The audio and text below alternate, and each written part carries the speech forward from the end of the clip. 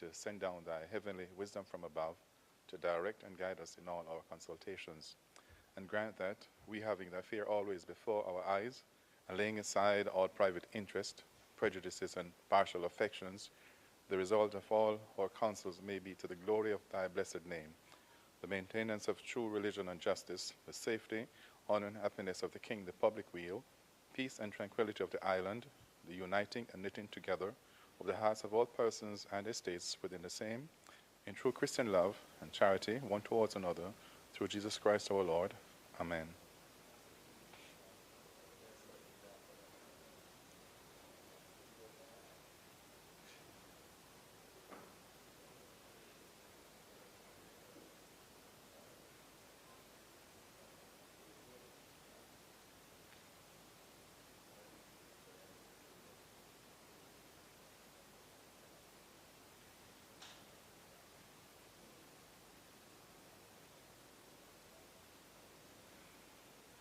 You may be seated. Yay.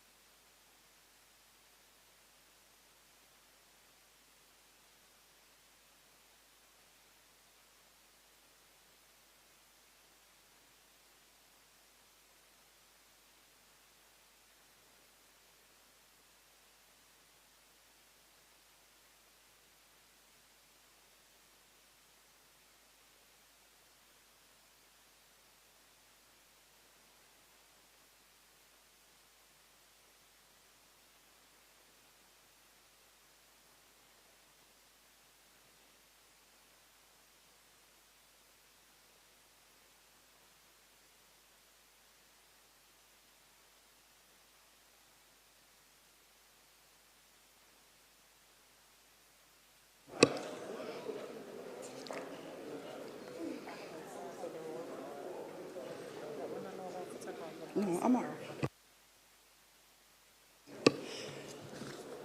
This honorable house now resumes its sitting.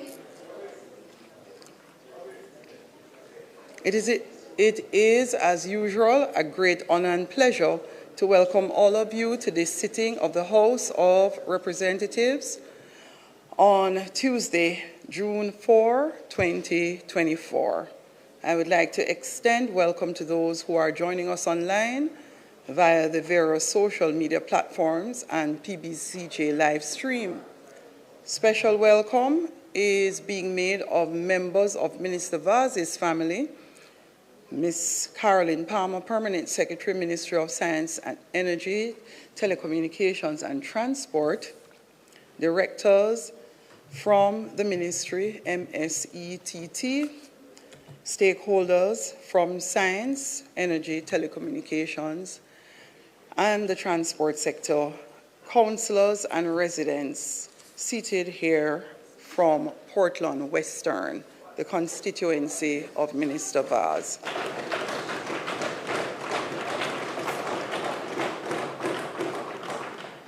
Before we commence roll call, I would like to just make a very brief statement. The House should have a matter at the forefront of our minds, as every single legislator and every right-thinking Jamaican should. As members of this House, you're aware, or should be aware, that on Saturday, June 1st, 2024, at approximately 10:01 p.m., a Molotov cocktail was thrown at the entrance that is outside to the front door of Gordon House by an unidentified perpetrator. Contrary to reports circulating across social media and elsewhere, the building was not breached and damage to the structure was minimal due to the quick response of the police officers on duty here 24 hours per day, 7 days per week. I have received assurances that the Jamaica Constabulary Force is making every effort to apprehend the perpetrator or perpetrators involved in the shameful attack on the home of our legislature. Furthermore, additional security measures will be implemented here at Parliament, including the deployment of additional personnel and the strengthening of the electronic architecture of the building. Further assessment will be made by the National Intelligence Bureau. Thank you, members. Call of the roll.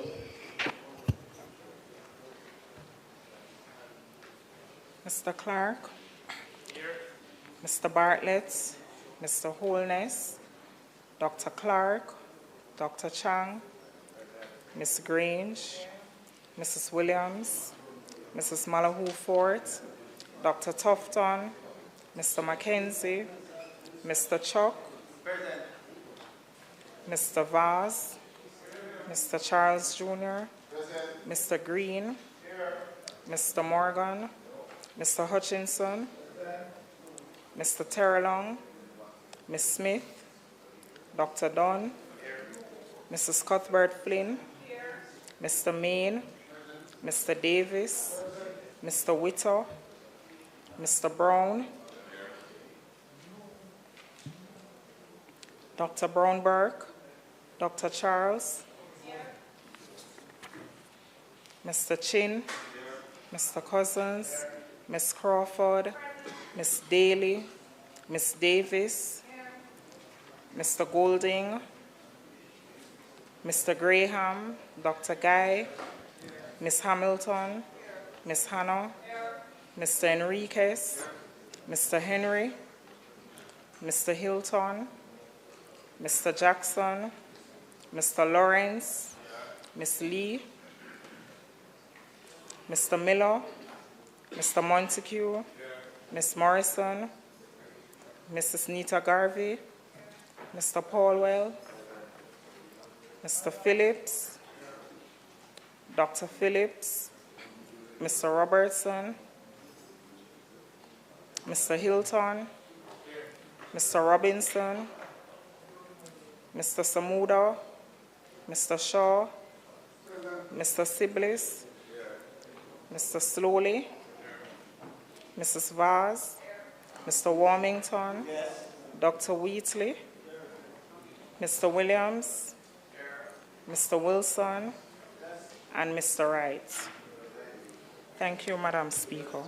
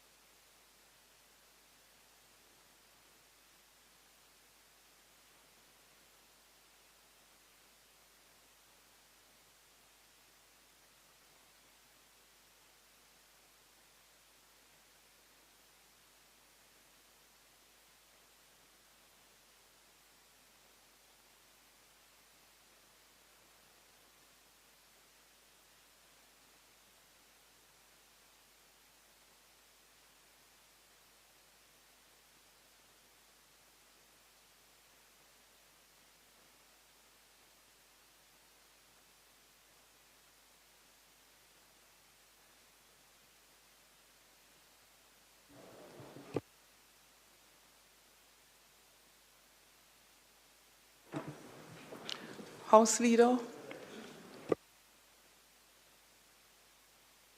Madam Speaker, thank you.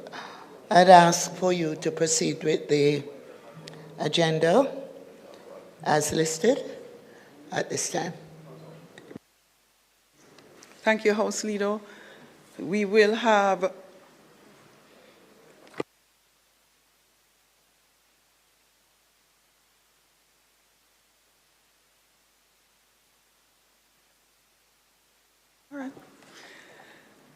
statement by ministers, announcements. Clerk.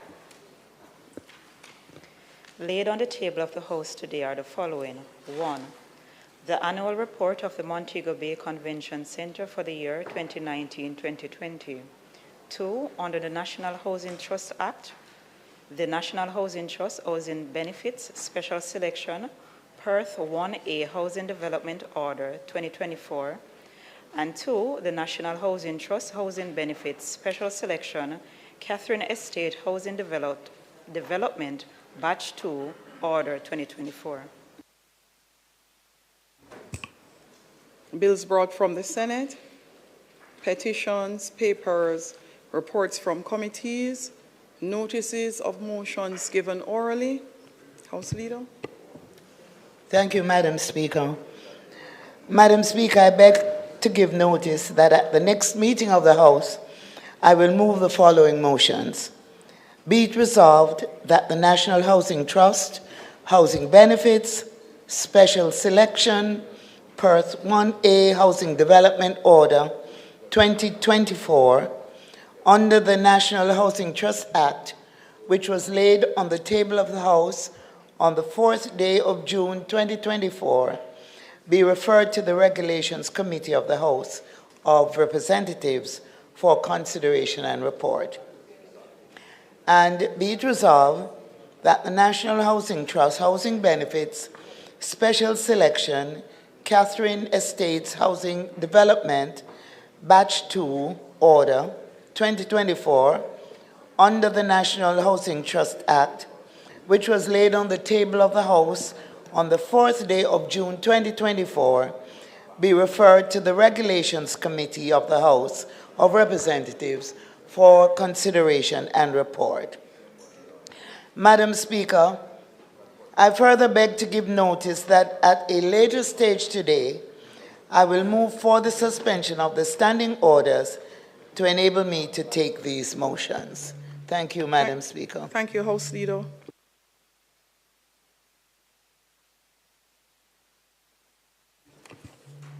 Questions and answers to questions.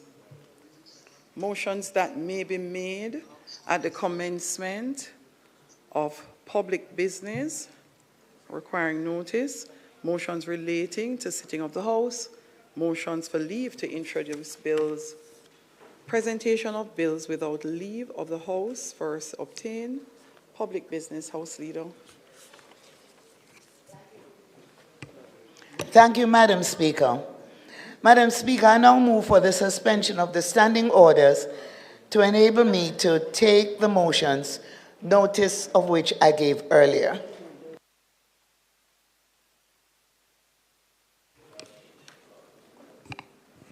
Members, those in favor? The question is that the standing orders be suspended to enable Minister to take the motions, notice of which she gave earlier. Those in favor? Aye.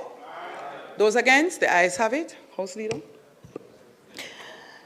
So, Madam Speaker, at this time, I just want to indicate that the regulations be referred to the Regulations Committee. And this would conclude the debate and ask for approval.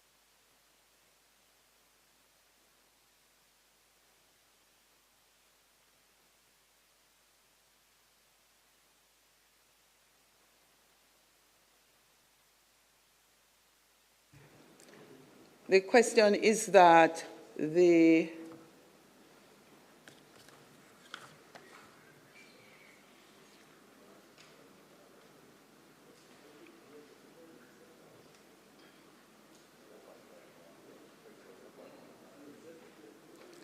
question is that this be brought to the Regulations Committee prior to Conclusion, those in favor?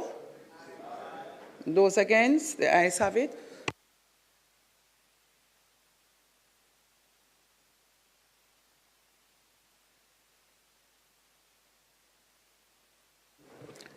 House Leader, that's for both. Thank you, Madam Speaker. So, Madam Speaker, today it is our intention to continue the sectoral debate with contributions from the Honorable Dial Vaz, Minister of Science, Energy, Telecommunications and Transport, and Member of Parliament for Portland Western. And also presentation by Mr. Michael Phillips, Opposition Spokesperson on Transportation and Mining, and Member of Parliament for Manchester Northwestern. In that order, Madam Speaker.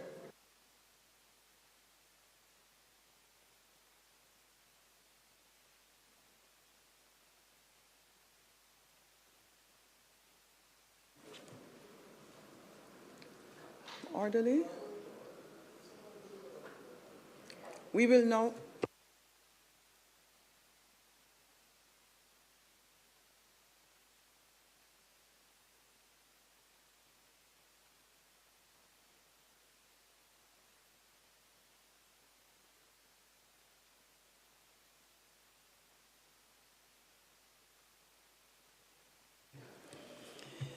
Members, let us make welcome to his feet the Minister of Science, Energy, Telecommunications and Transport, the Member of Parliament for Portland Western.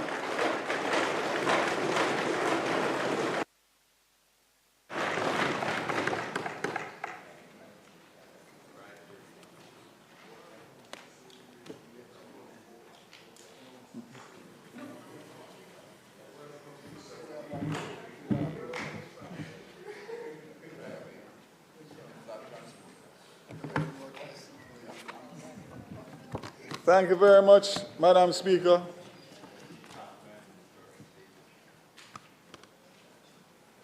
Permission to speak from a seat other than my own. Members, is permission granted? Minister Vaz, permission granted. Thank you, Minister Mackenzie. Madam Speaker, it is indeed an honor to once again stand before this honorable House to report on the performance of and the upcoming plans for my portfolio responsibility. The Ministry of Science, Energy, Telecommunications and Transport, I have given my commitment to making this journey a successful one that will leave a lasting legacy for this country long after we are gone. I do not take this task lightly as I humbly continue to serve my country, Jamaica, land we love, albeit in my last years of service. I thank God for his continued strength and guidance and for enabling me to update our blessed nation on the strides we continue to make in science, energy, telecommunications, and transport. Before I start, I just want to thank my colleagues in the House for their kind words in my recent loss of my mom, not to mention the loss of the CEO of the Universal Service Fund, Daniel Dawes, who served with a level of energy and commitment that is second to none.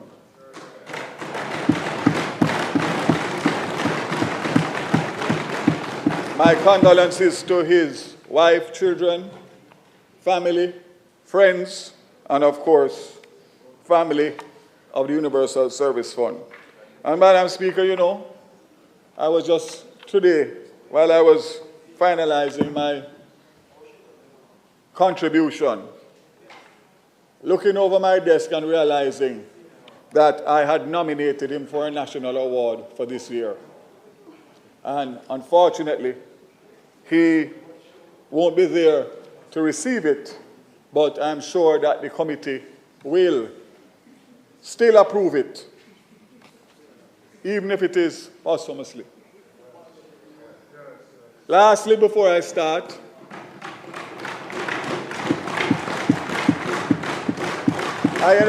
that brings me to another point, which I often tell my colleagues in cabinet and the committee members, that there are so many people who have done so much for Jamaica at an early age, and they are overlooked because we tend to look on those who have given longer time of service. Let me remind everyone that tomorrow is promised to no one. And for the committee members, I would impress upon you to widen the net and recognize persons not because of age, but because of the quality of service to the nation.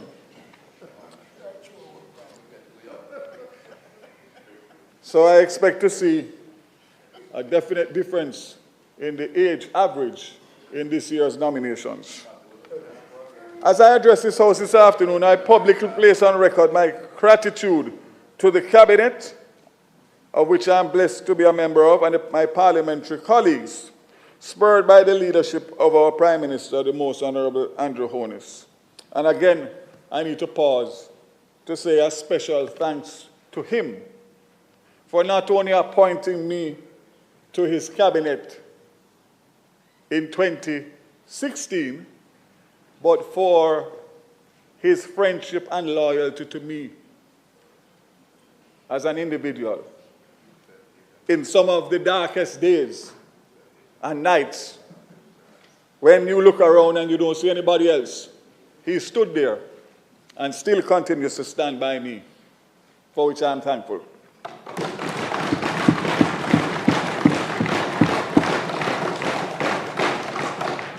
My dear wife, Pums, my children, 2 grandchildren up to last week, and another one born last week, Tuesday. The first male grandson, Lucas. The question is whether Jamaica can manage another vase. Not to mention my relatives and my close friends. I am grateful for the unconditional love and support, and you are a large part of why I am here today. To the beloved, to the people of my beloved constituency, West Portland, my councillors, 4 of them out of 4, constituency workers, delegates, I can only say thank you, because without you, there's no me. Thank you for entrusting me to represent you for almost 2 decades, and I look forward to doing so for many more to come. Well, I'm not sure about how many more, but some more. I wish God's richest blessings on all my constituents, and of course, my neighboring constituents of East Portland, to which I have more than a passing acquaintance, and the people of Jamaica. Madam Speaker, I want to say that I am so proud to be the representative of Portland, and especially with my wife, who supports me not only at home to run the home, but to run Portland when I'm busy trying to do my ministerial duties. She is and has made a name for herself. So for those who say she could never be more than Mrs. Vaz, she is now much more than Mrs. Vaz. She is actually a great representative of the people in her own right, and someone who is so passionate about her service that it goes to the point of what good service is. Madam Speaker, allow me to just give you 4 statistics coming out of the last local government election. When many said that Portland gone, the polls said we were down between 20 and 30%. Some of my colleagues in this very house on both sides said, I'm sorry for you. And when I took the Prime Minister and Minister Mackenzie on a whirlwind tour during the local government election, Minister Mackenzie said to me, Darrell, I will tell the Prime Minister never to question you again when you tell him what's happening on the ground, because I don't need to see anymore. I can go home now. Madam Speaker, we had the highest voter turnout as a parish, 39%.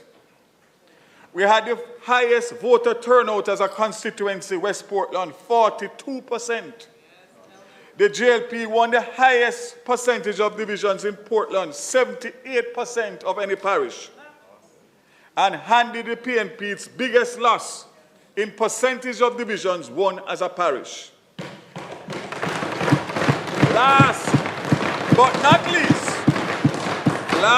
not least, it had the joint highest voter turnout of all 228 divisions.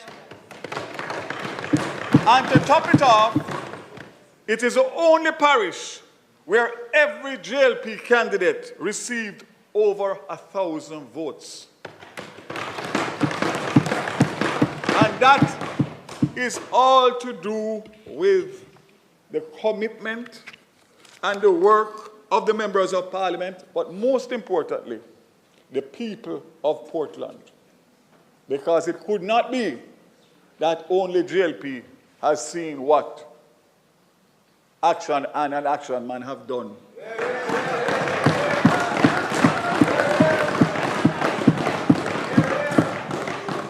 Enough said.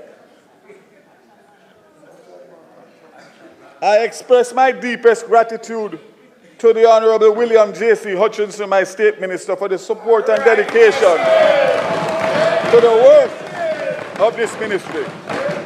I also thank my Permanent Secretary, Mrs. Carol Palmer, who we all know is quick-thinking, thorough, and a firm, no-nonsense lady, for her steadfast guidance and support she has provided to me and the ministry over the years. To the amazing team at the Ministry of Science, Energy, Telecommunications, and Transport, I say thank you for your continued hard work and dedication. And I'm always grateful for the support of board members, especially my advisors, Dr. Paris Leo Ayi, Jr. and Wayne Chen, who give up their time and talent to contribute to the plans and achievements I will report on today. Madam Speaker, I'm going to pause again and remind everybody in this honorable House and those who are listening that when the Prime Minister appointed me in 2020 as the Minister of Science, Energy, and Telecoms, the ministry was not in the news for good reasons. And this is not today or yesterday. This is a long, ongoing situation. And there was a naysayers that said sending me there was not a good idea. And the Prime Minister must have not been thinking straight. Well, he was thinking straight. Because since 2020, including assuming transport, in 2023, there has not been one day, one moment, despite our media landscape, that myself as minister, my team in the ministry, or the agencies that fall under this ministry have been in for any negative commentary. And I intend to keep that track record, because the bottom line is I know the responsibility that has been given to me, I know what I've been tasked to do, and I only want the best for Jamaica, land we love. Madam Speaker, technology makes it possible for my contribution to reach Jamaicans at home and abroad, and I thank everyone on social media, television, radio, and those streaming for interacting and sharing their feedback. This is the very essence of how digital technology ensures we keep connected. Madam Speaker, it is now a year since the Prime Minister entrusted me with a newly formed Ministry of Science, Energy, Telecommunications, and Transport. Since then, we have made significant strides in aligning ourselves as a new ministry while building on the programs and initiatives that existed in their respective portfolios. It is with this in mind that I deliver my maiden presentation as Minister of Science, Energy, Telecommunications and Transport under the theme, Fueling Jamaica's Growth Everywhere. Madam Speaker, transport being the most recent addition to my portfolio responsibilities has proven to be the largest area of responsibility in the ministry, comprising 13 agencies and departments. This area requires astute focus and planning through policy, legislation, and implementation. I will begin with a look at the aviation arm of the portfolio. The Airports Authority of Jamaica, a self-financed statutory body, is responsible for directly operating the Ian Fleming International Airport and 3 domestic aerodromes, Tinsapen, Ken Jones, and Negril. The AAJ also maintains concession administration and oversight of the Sangster International Airport and the Norman Manley International Airport, operated by MBJ Airports Limited and Pac Kingston Airports, respectively. This year, the AAJ will celebrate its 50th anniversary with a range of activities to mark its achievements over the period. Madam Speaker, and I know my colleague from Western St. Mary will like this part, as he was keenly involved. The AAJ continues its efforts to secure scheduled commercial air service following the successful launch of 2 airlines, Inter-Caribbean and Quality Corporate Air Services in June 22, and most recently, the launch of American Airlines service into Ian Fleming from Miami International Airport on February 24, 2024. The AA service currently operates twice weekly, but is expected to increase as demand grows. The service represents a game changer for the Ian Fleming and the surrounding parishes of northeastern Jamaica, where the airport is located, and the travel and tourism industry of the country in general. I can say that based on communication to me in recent weeks, that American Airlines is intending to move their service to daily service by the end of this year. By the end of this year, hopefully for the winter season. That, again, is a game changer and a great opportunity for the northeastern part. In addition, air navigation system improvements executed by the Jamaica Civil Aviation Authority had to fast-track a range of improvements to meet regulatory and customer service requirements for the safe and efficient operations of the American airline flights. The improvements were implemented incrementally between March 22 and March 24 at a cost of $520 million. Regarding the domestic aerodromes, in September 24, a special incentive program will be rolled out by the AAJ to stimulate the domestic commercial passenger service in aerodromes. Madam Speaker, Jamaica's aviation traffic pre-COVID stood at 6.6 million passengers, with Sangster International handling 4.76 million, 72%, and Norman Manley handling 1.84 million, 28%. So Sangster International primarily served tourism over 95%, while NMIA had a mix of Jamaica leisure business and about 40% tourism, making the tourism the main driver of aviation traffic. COVID-19 caused a 66% drop in aviation traffic. But since reopening the borders in 2022, Jamaica's aviation traffic saw a rapid growth, reaching 7 million passengers in 2023, surpassing pre-COVID levels by some 6%, 3 years ahead of the original recovery forecast. Madam Speaker, that's huge. That's absolutely huge. Not to mention, Madam Speaker, the remarkable recovery led to challenges such as congestion at Sangster International and service quality issues at Norman Manley. In response, the government and the airport authorities acted promptly. At SIA, measures including introducing the C5 immigration and customs declaration, installing 40 additional automated border control kiosks and 6 e-gates. NMIA also saw improvements with 20 additional ABC kiosks and 3 e-gates. Bathroom renovations are ongoing and new chillers for the air conditioning systems are expected to be installed shortly. Madam Speaker, the lengthy negotiations regarding the concession agreement for Sangster International and Norman Manley, sparked by the challenges of COVID-19, have finally ended. After thorough consideration, the Cabinet approved the final response to the long-term proposals for SIA and NMIA on September 11, 23. For SIA, this entails no additional compensation beyond the force majeure event claims, alongside a concession period extension of up to 12 months to address losses incurred during the pandemic. Regarding the Norman Manley International Airport, concessions include a reduction in the concession fees to facilitate the runway extension of 300 meters and the implementation of runway and safety areas. Additionally, there will be a cap on regulated airport charges to prevent tariff increases detrimental to airport traffic. Work for the runway extension is now expected to commence before the end of 2024. These developments mark considerable progress in ensuring the resilience and efficiency of our airport infrastructure amidst challenging times.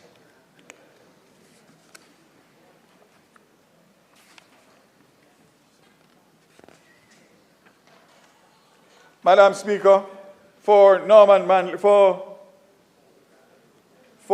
Montego Bay, the check-in hall expansion, immigration hall, pre-board screening expansion, car parks and roadways expansion, solar implementation expansion phase 3, will significantly increase and improve the airport's capacity and passenger experience.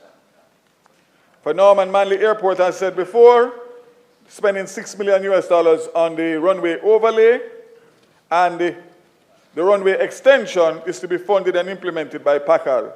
These works are now estimated to cost $60 million and are scheduled to commence in September 24 upon conclusion of the amended concession agreement. So I just want to say again to all those who have had bad experiences at airports and complaints about infrastructure, the concession agreement states very clearly what has to be done.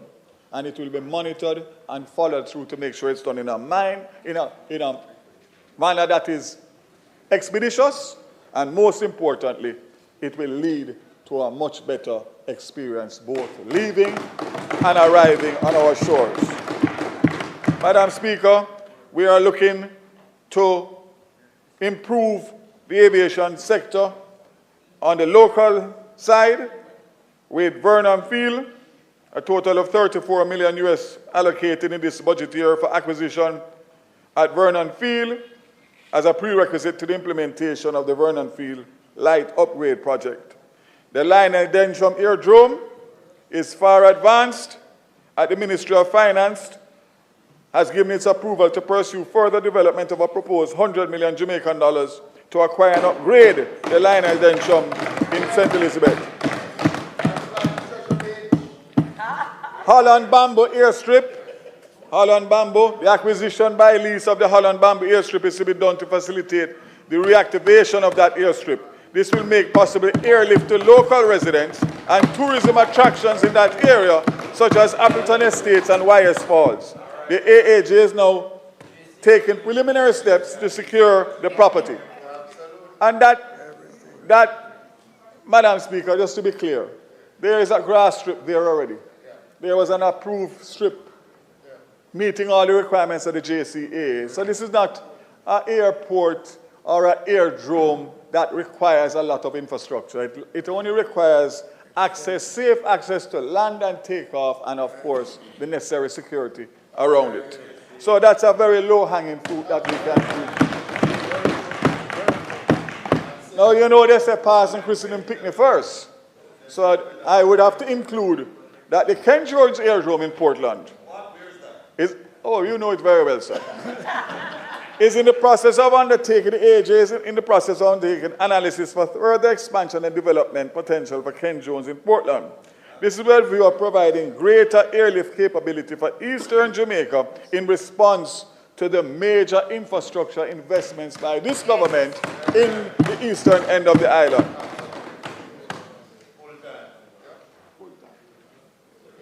The Negril Aerodrome Airport.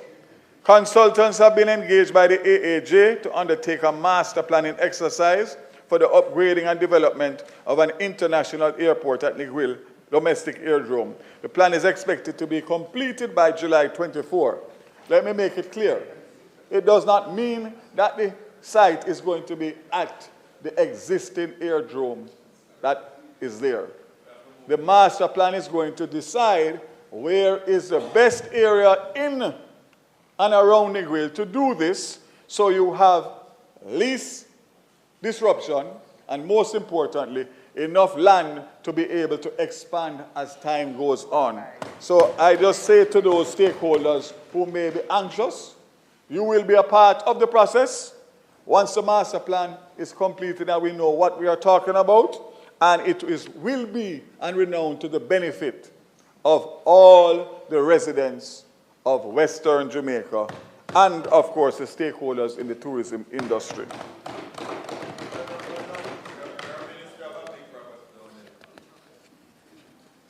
Madam Speaker, the Maritime Authority of Jamaica plays a pivotal role in developing shipping and regulating matters concerning merchant ships and seafarers.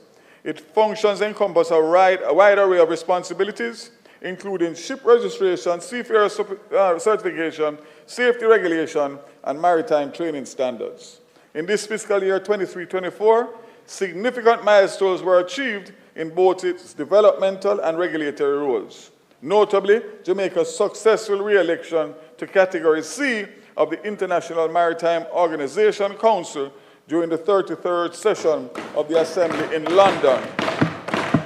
And this stands as a testament to our nation's commitment to international maritime governance. The achievement reaffirms Jamaica's pivotal role in shaping global maritime policies and regulations, reinforcing our international standing in the maritime space. And let me just say that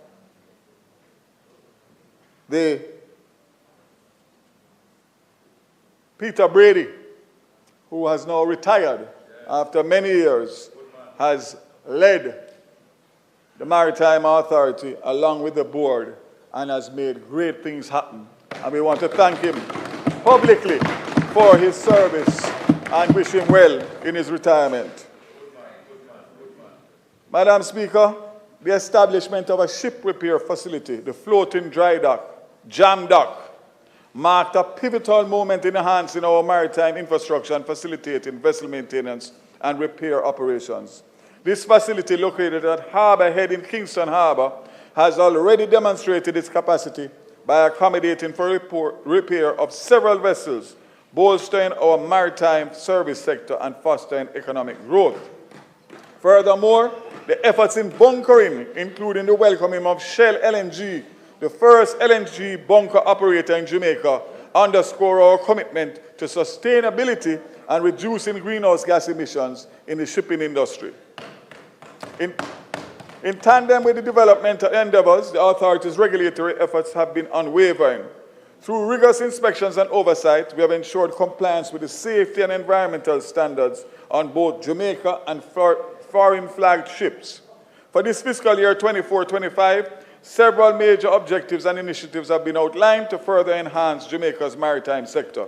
These include legislative developments to govern maritime activities and continue to support the decarbonization of international shipping. The Maritime Authority of Jamaica remains committed in its dedication to fostering a safe, sustainable, and prosperous maritime sector. Through collaboration, innovation, and strategic planning, we are poised to navigate the challenges and opportunities that lie ahead, ensuring Jamaica's continued prominence on the global maritime stage. Madam Speaker, I now seek to enlighten this Honourable House on the work being done to fuel Jamaica's growth in the land transport sector. The Jamaica Urban Transport Company Limited, despite facing challenges, remains a cornerstone of our public transportation system in the KMTR. The JUTC grapples with a number of issues affecting its fleet. However, the government has given the commitment to replenish, modernize the fleet using cleaner energy types, compressed natural gas fueled, and electric buses. I want you to listen carefully now. Since August 23, Remember that I became minister in May. The fleet of the JUTC has increased with the addition of 71 new buses. This comprised 50 buses, 45 diesel and 5 electric for testing, 1 electric and 20 CNG Golden Dragon buses. We are working, Madam Speaker, to reduce the commuter misery index by lowering their wait time.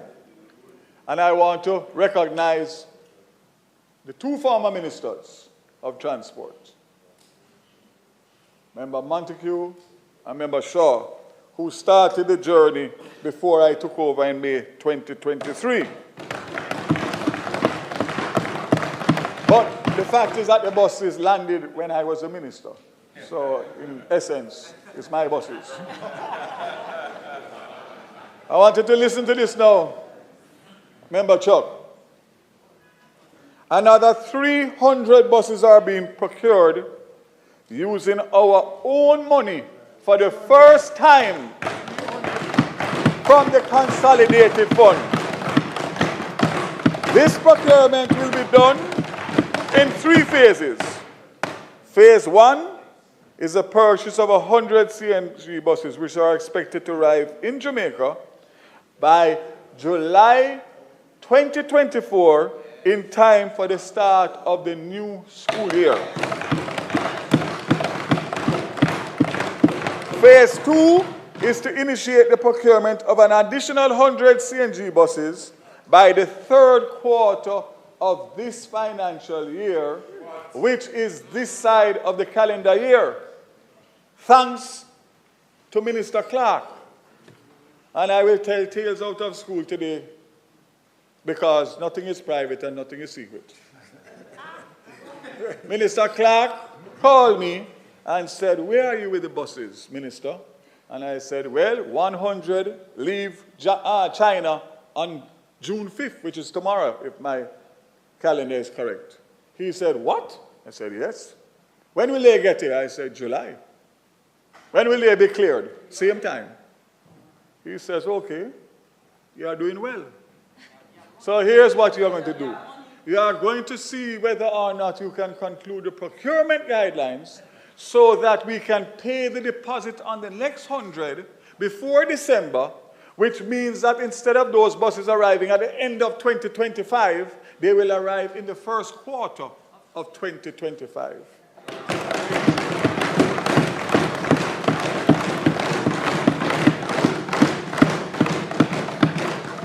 It is the first time in our history that 100 buses will be loaded on one vessel and arrive in Jamaica at one time and paid for at one time by the government of Jamaica.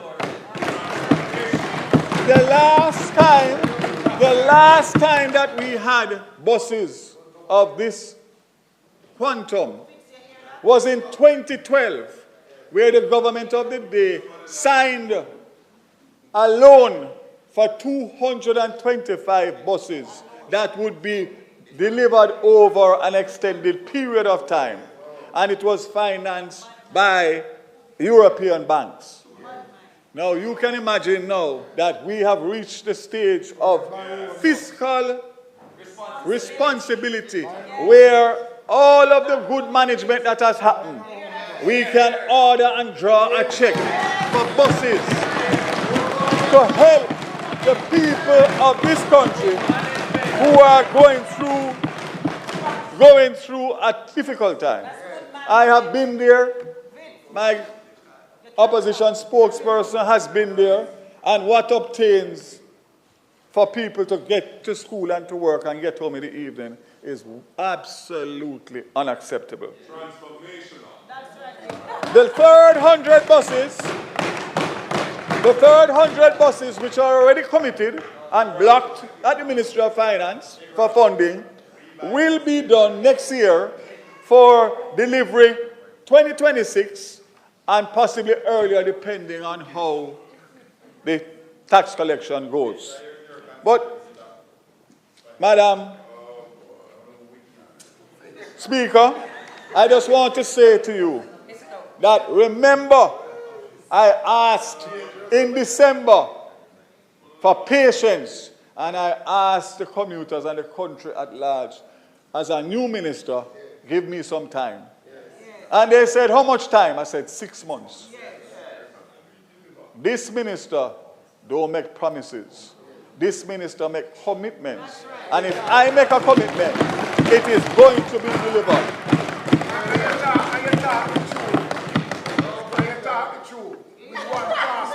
Madam Speaker, I'm not, Mr. Speaker, sorry, I've been looking around. You will see what the tie that I wore today. Just to make it abundantly clear where my loyalty and my allegiance lies.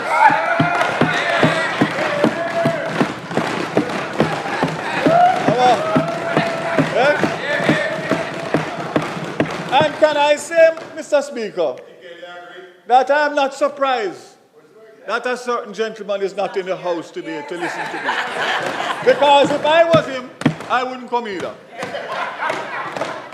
Madam Speaker, Mr. Speaker, I'm going to take you to another section of how far thinking we are at the ministry. We are happy that the Minister of Finance could allocate money for 300 new buses. Does 300 new buses do the trick? No, it doesn't. Will it help? 100%. Can we really, in good faith, go back and say, you give me 300, so give me 200 more? There's too many other areas. So we have to balance. So what am I going to do? I am now going on a mission to refurbish buses that have reached end of life, that are sitting down in the depots, not serving any good purpose. And we have started with 8 Golden Dragon. That took us 3 months. That is, the manufacturers send personnel to Jamaica and refurbish. This is not you go to a garage and give a garage man. This is done by the manufacturer to make sure that we get a warranty or a guarantee of 2 years. The life cycle, the normal life cycle of a bus is between 12 and 15 years. For Jamaica and the way we operate, it is more like 7 to 10 years. So you are now going to pay, Mr. Speaker, between 25 and 30% of the cost of a new bus. That is guaranteed to give you 10 more years with 2 years guarantee. New engine, new seats, new upholstery, new suspension, new paint, everything. Where are the pictures? Where are the pictures? Show me the before and after, man. I have gone down there and looked at them myself, and when you see the before and you look on the after, which is the first 8, you cannot know outside of the license plate that is not a new bus. So this is now going to save us money while being able to increase the reliability of the fleet so that the average Jamaican can move about his business in a timely and orderly manner. We are starting with 24 Golden Dragon. 8 already done, 24 is at the PPC. And we are moving to the Volvos that have been here, the articulated Volvos that are at end of life, that can move 3 times the amount of passengers of an ordinary bus. So when it pull up in Portmore or halfway tree, it just swoop up everybody and move them one time. So I have heard people saying that, but what you're talking about, refurbished bus. It is simple, common sense approach. If you can get a bus that is at end of life and pay 25% of the cost of a new bus. And by the way, a new bus is anywhere between 180 to 200,000 US dollars. And the articulated buses is more closer to $500 million US dollars. And you are going to get a 2-year warranty and a guaranteed 10-year more. You ask yourself the question, maybe it's a good idea to have a good mixture of that going forward. First time in the history of Jamaica that we are looking at refurbishing buses. Madam Speaker, we know that we have a problem. Mr. Speaker, we know we have a problem with the fare collection and the theft of diesel oil. We are approaching that to get rid of it once and for all. Because A, we are gone to CNG. So the 100, the 200 buses, there is no way to get CNG and do anything with it. So that's going to increase our revenues to be able to buy more bus and refurbish more bus. And then the other leakage is the fare. And the bottom line is that the fare is a problem because the JUTC is collecting 20% of what is being collected through the buses. So we're going to go, Madam Speaker, with a cashless fare collection system.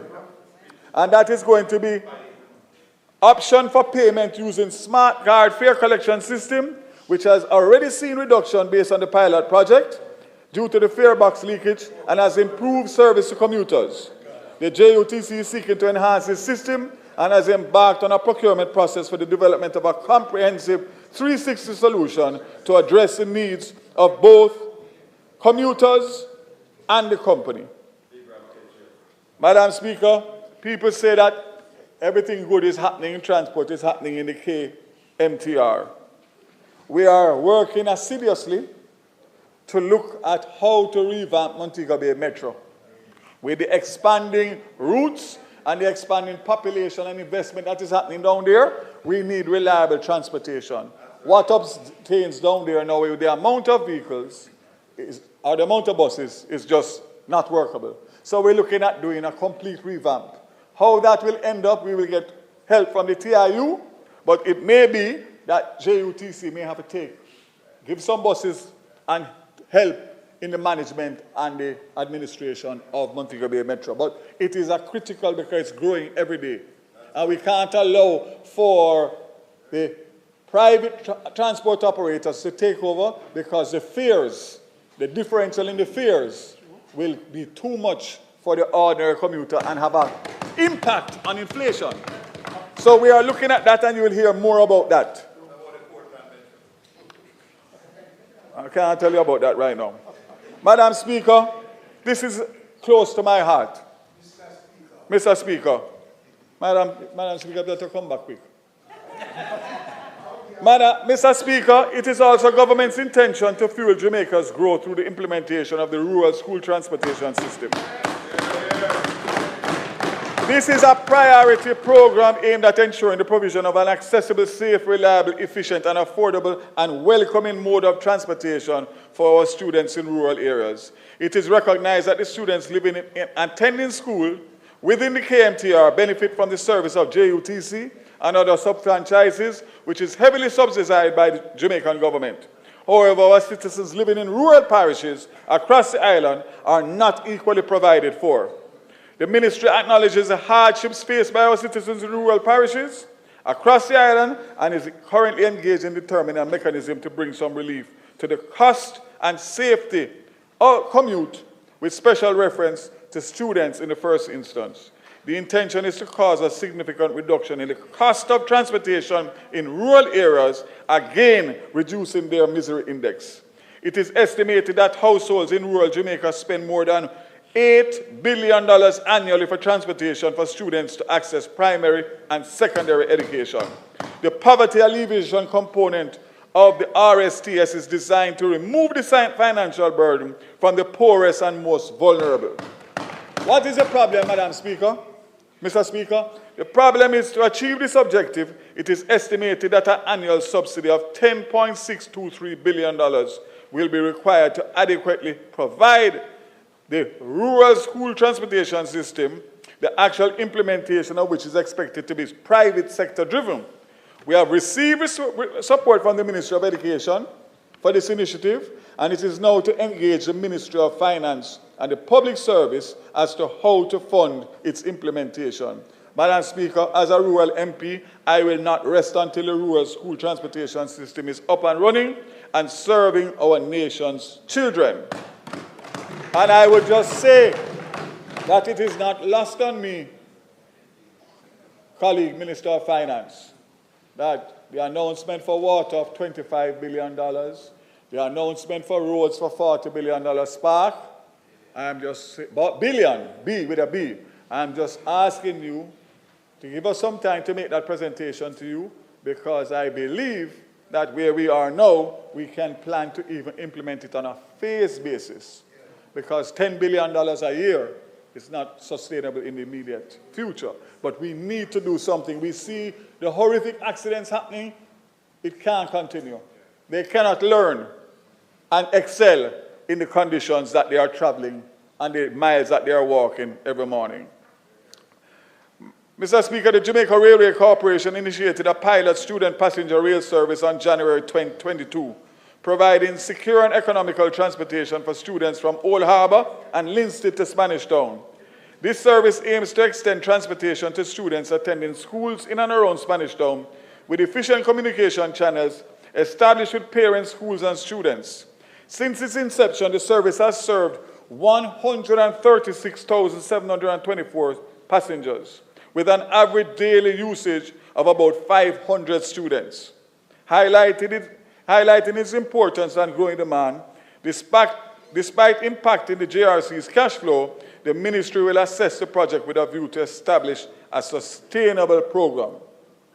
Madam Speaker, the corporation is currently in discussion with a private company to broaden the commuter rail service to transport over 5,000 workers daily from Old Harbour and Linstead to Angels St. Catherine, supporting the upcoming BPO investment in Angels. Partnership with private companies indicate positive revenue stream expansion for the JRC. In addition, the government continues to explore options for delivering a safe, reliable, comfortable, and affordable public transportation service. We intend to take a serious look at the reintroduction of rail service between Kingston and St. Catherine in the short term for both passenger and freight. Madam Speaker, while not preempting the review, the reintroduction of rail services between Kingston and St. Catherine can potentially ease congestion on our roads in the KMTR, especially during peak hours, handling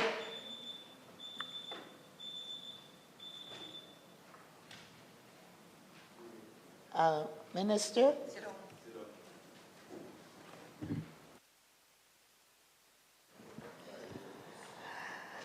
Mr. Speaker, I ask that the minister be given sufficient time to complete his presentation. The question is on the floor. Those in favor? Those against? The ayes have it, Mr. Minister. You may continue.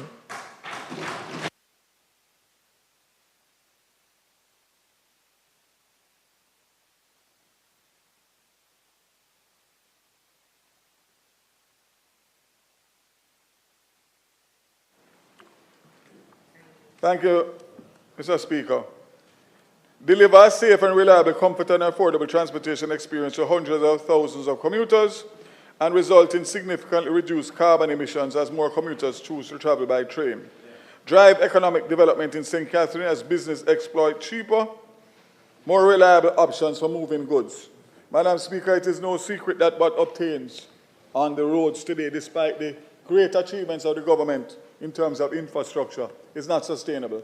The traffic congestion is almost all day, and the fact is that we have got to find a way to move the transportation of commercial goods via another route other than by road. So we'll be pursuing that. Madam Speaker, the ministry received the structure of the ITA in July 23, and actions are now being taken to have the entity fully staffed to carry out its mandate. In the meantime, the staff who were previously employed to the ITA within the ministry have been seconded, and the Road Traffic Appeal Tribunal has been appointed. The ITA has almost completed the certification of 30 driving instructors through its collaboration with the Heart NSTA Trust. These drivers were professionally certified by the ITA, but now have received full certification through the National Training Agency. We congratulate these graduates on their achievement. The Road Traffic Act, very important. The legislature caused the Road Traffic Act RTA to be promulgated in 2018 and its regulations in February 23, bringing the RTA and the most of its provisions in force in February 23. It is to be pointed out, however, that since I assumed responsibilities for the transport portfolio, in May 23, I was given the mandate by the Prime Minister and Cabinet to review the RTA and have it fully implemented. This is still a work in progress. My ministry has engaged the services of a legal reform consultant to assist with the review of the RTA and has set itself the end of this month, June, to complete the examination and consultation with key stakeholders. It is important to point out that the rule of law on our roads must be adhered to, and there will be no watering down of this legislation. Every effort will be made to bring the remaining Provisions Act into force. Let me hasten to point out that only yesterday, June 3rd, the Cabinet approved the revisions of the child restraint provisions, and those will be coming to Parliament in short order. The Island Traffic Authority, like the police and the Transport Authority, are being equipped to effectively carry out their responsibilities. We are aware, and let me say, I am aware, of several concerns that have been raised that it relates to some of the anomalies. And these are part of the review being carried out. We also invite any other interested parties with concerns to submit it to the ministry immediately, as our review period ends at the end of June 2024.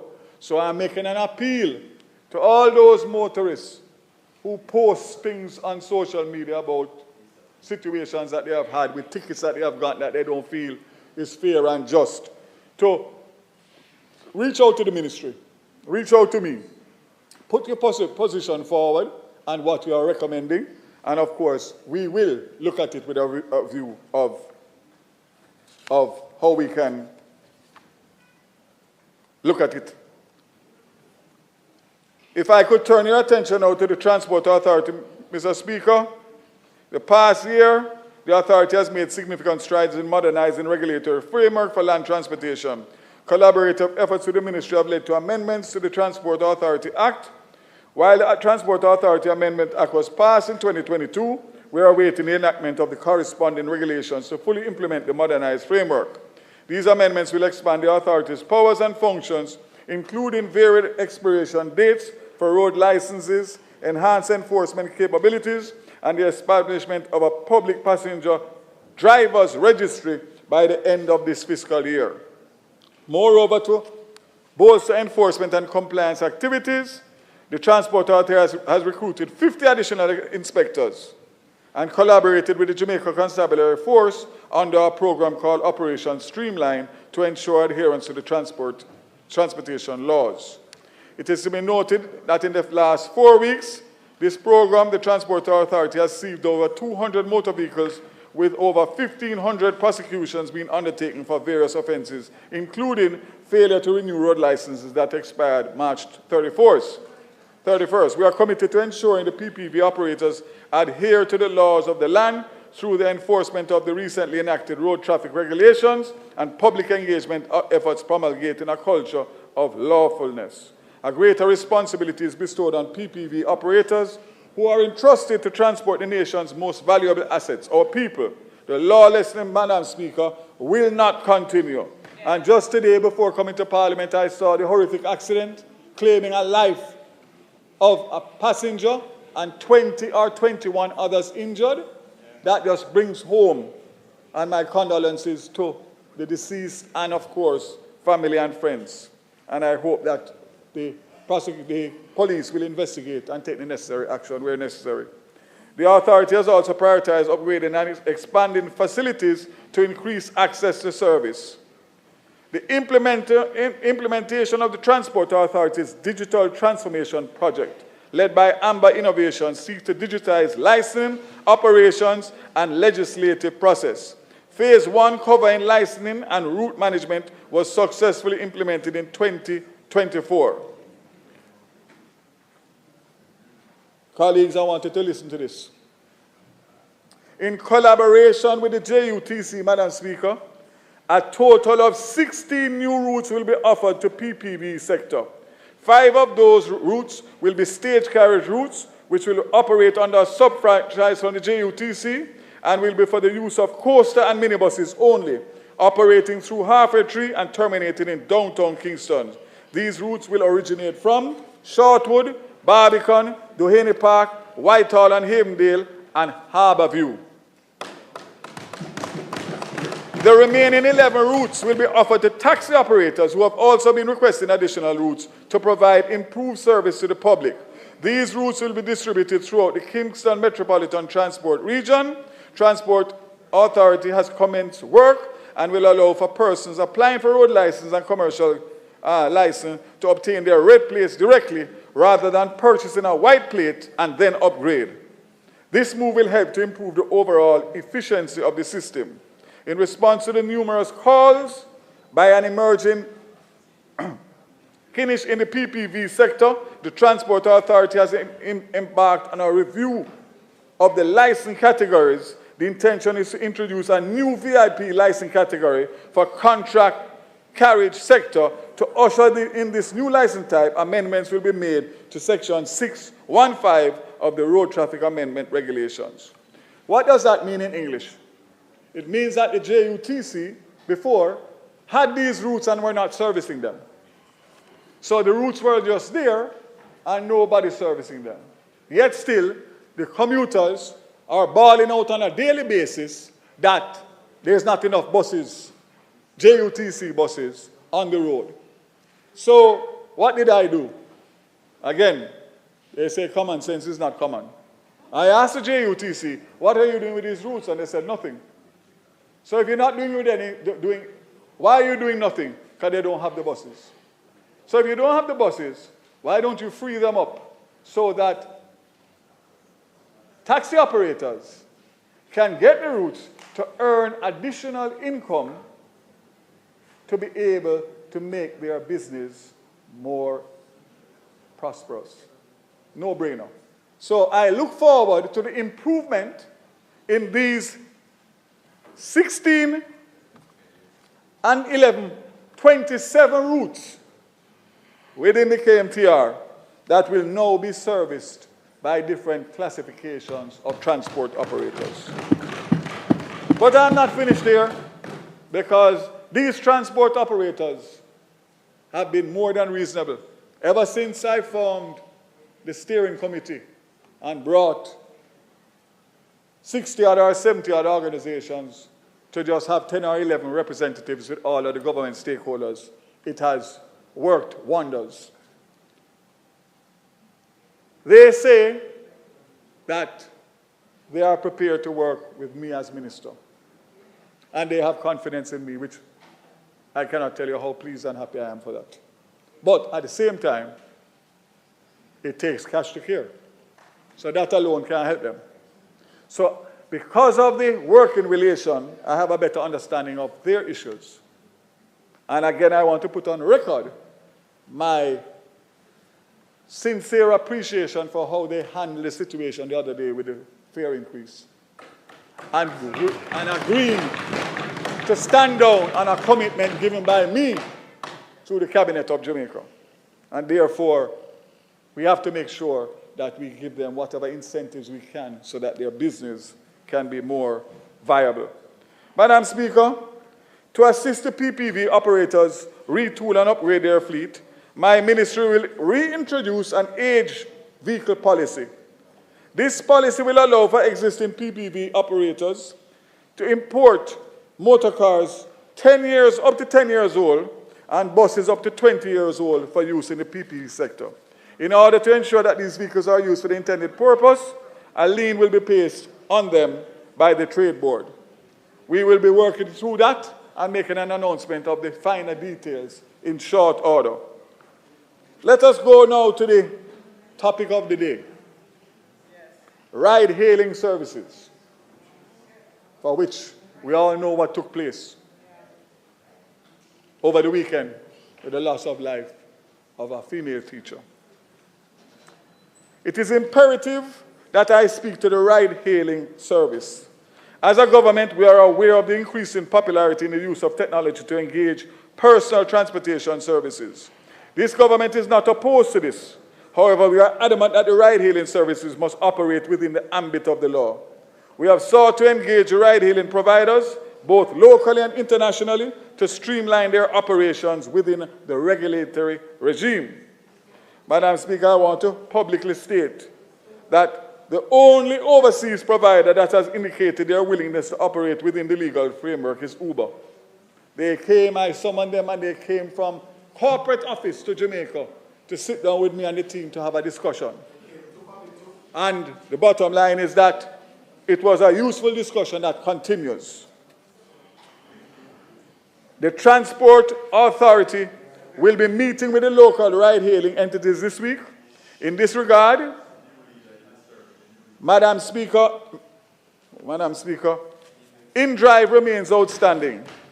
And I'd like to point out that in addition to the government concerns about safety and security in this environment, there are issues relating to undercutting in the market where lower fares are charged, and that impacts on the tourism, the economy in general, and the threat of other issues such as money laundering and terrorism.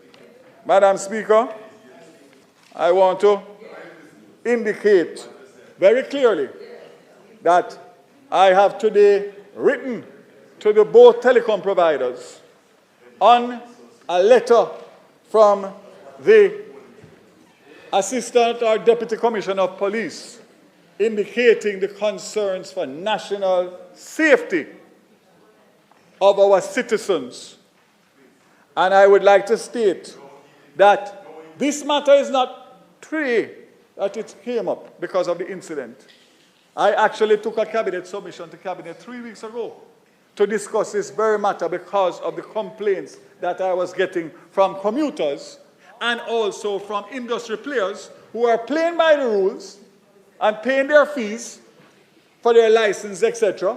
And these apps are undercutting them both in fare without any form of background checks and no monitoring by the Transport Authority. Madam Speaker, I want to indicate that my recommendation as of today, which will obviously have to be vetted for legal purposes, is that a ban on all of those ride-sharing apps with immediate effect until such time as we can come to the table and work out properly how these apps will be regulated in terms of making sure that safety, background checks of the drivers are done not only by the app, the ride-share apps, but by the Jamaican authorities, whether it be the police or the Transport Authority or whoever. And I make no apologies. I have a responsibility. I have the responsibility as a minister and an elected representative protect the lives of the people. And I am saying to you, and I am prepared to go to the end of the world to make sure that that ban is enforced immediately with a view of sitting down, which the Transport Authority, in fairness, is already meeting with the local transport operators who have designed apps and want to implement apps for the betterment of their service. No issue. But one thing is for sure, based on what took place over the weekend, and just to be very open, this is just one of several cases that the police have had evidence that these ride-share apps have been used for criminal activity. So it's not the unfortunate loss of a life on the weekend. There are several. And with a letter from the police to the minister responsible for telecommunications, I have a responsibility to act. And I am standing here today acting, and I will do everything to make sure that whatever is in the way, we clear it until such time as we have a proper regulated formula to reintroduce it. So I want to say to the people of Jamaica, I have heard and I am taking the recommended action that I believe is in the best interest of every Jamaican citizen across the length and breadth of Jamaica. Madam Speaker,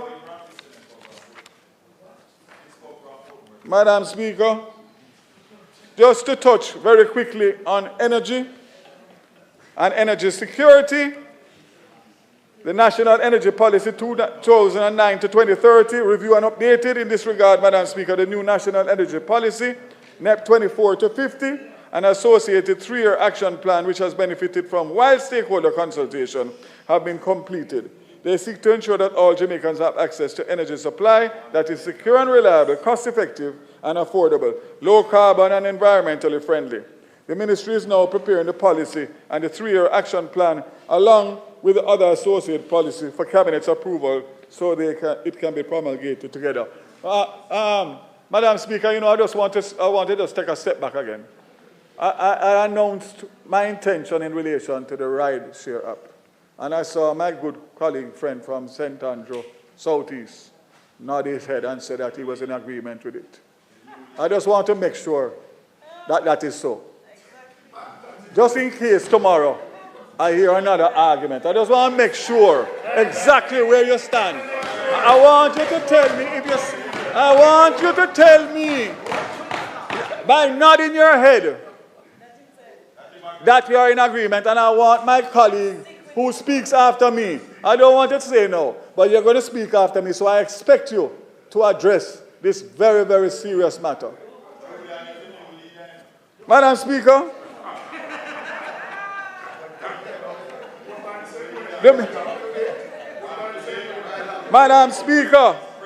the Ministry developed the National Electric Vehicle Policy and the National Energy Efficiency and Conservation Policy and Guidelines for public buildings and facilities, specifically for schools and health facilities, with the assistance of the Inter-American Development Bank. Both were tabled in this Parliament on June 30th, 2023. The National Electric Vehicle Policy aims to boost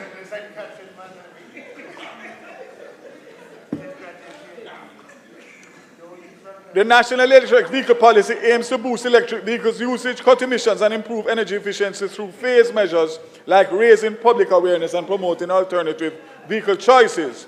By 2030, it targets 12% of private car owners, 16% of public transportation operators, and aims for the government's entire fleet to go electric by 2015.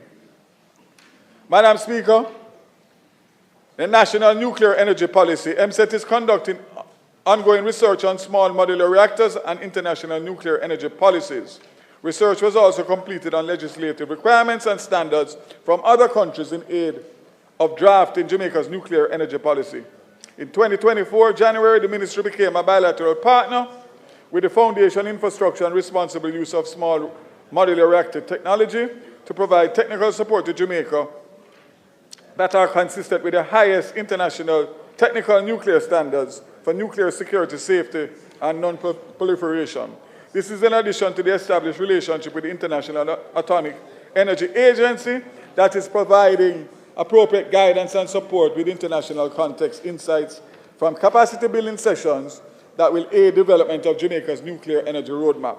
I'm happy to indicate that just yesterday, Cabinet approved the MOU with Canadian National Laboratory, Nuclear Laboratory in Canada, based on a visit that the Prime Minister made late last year, and that MOU will be effected in short order. Madam Speaker, non-technical loss reduction. Among the Ministry's priority initiative is a non-technical loss reduction. In August 23, with support from the IDB and the United States Agency for International Development, a National Electric Loss Reduction Plan was completed. Plan supported by Energy Loss Independent Report of 2022 outlines our comprehensive strategy to address electricity theft. In 2023, losses totaled 27.8%, of which 80% was attributed to theft, with the remaining 20% resulting from technical losses. The strategy outlines 10 key initiatives costing $74.5 million, with projected benefit of $440 million over 10 years, suggesting a simple payback of just under 6 years. The MSET plans to establish a national task force to work to reducing losses to 12.3% by 2035. Madam Speaker, just last week the chairman of JPS called me for a meeting that he considered quite urgent based on the direction in which technical losses are going as a result of theft. It is a serious, serious problem that we face, and we have to. You will be on the task force, don't worry. You will be on the task force. It's a huge problem. There's no two ways about it. Rural electrification program. Who did I just hear a while ago?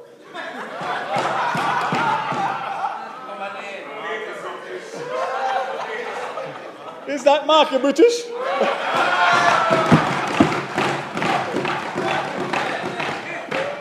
By the way, just so everybody understands, we went to Mona Prep together and Campion together. So we do have a... But that doesn't answer the questions. They're still outstanding. In May 23, portfolio responsibility for REP was returned to MSET, and the ministry continued with the arrangements that have been placed since 2020 with the Jamaica Social Investment Fund to manage the planning and implementation of design and execution of house wiring and pole line requests from start to finish. Funding for the execution of this program is provided from budgetary allocation of the ministry, and requests for intervention are usually routed through the ministry to JISTV. The program has to date received funding support to a value of $845 million to support implementation of house wiring and pole line functions in selected urban and rural communities. Madam Speaker, there have been challenges, but with perseverance to date, we have seen house wiring completed for 2,403 houses in 19 communities, with procurement in progress for a further 700 houses to be wired in this financial year. Under the pole line extension component, 13 communities have projects approved by the JPS and are now in active implementation. A total of 6.7 kilometers of pole line extensions are being implemented. Madam Speaker, let me just say to my colleague, Minister of Finance, that the allocation that was made for the rural electrification program in this budget year is woefully inadequate. And I'm going to make a special appeal that in the supplementary coming up, that we can try and find, because it is a huge problem for safety and security in these areas where the fire brigade can't get in there, emergency vehicles can't get in there because the throw-ups are all over the place, endangering children, adults, old people, everybody. And the fact of the matter is that it is something that we have to address. I want to thank Minister Hutchinson for leading this charge. You have to ask. That's bigger than me. But you can have a quiet word with him. So, Madam Speaker, I want to thank Minister Hutchinson and the team at JSF, JPS, and of course the ministry, but they cannot perform if they don't get the resources. And I see my colleagues from Westmoreland and St. Elizabeth, everybody looking, because you want to know, when are you coming to my town? We are on it. We have all the estimates and every... Marky Bridge is gone? You just came to pay respects, did you? All right.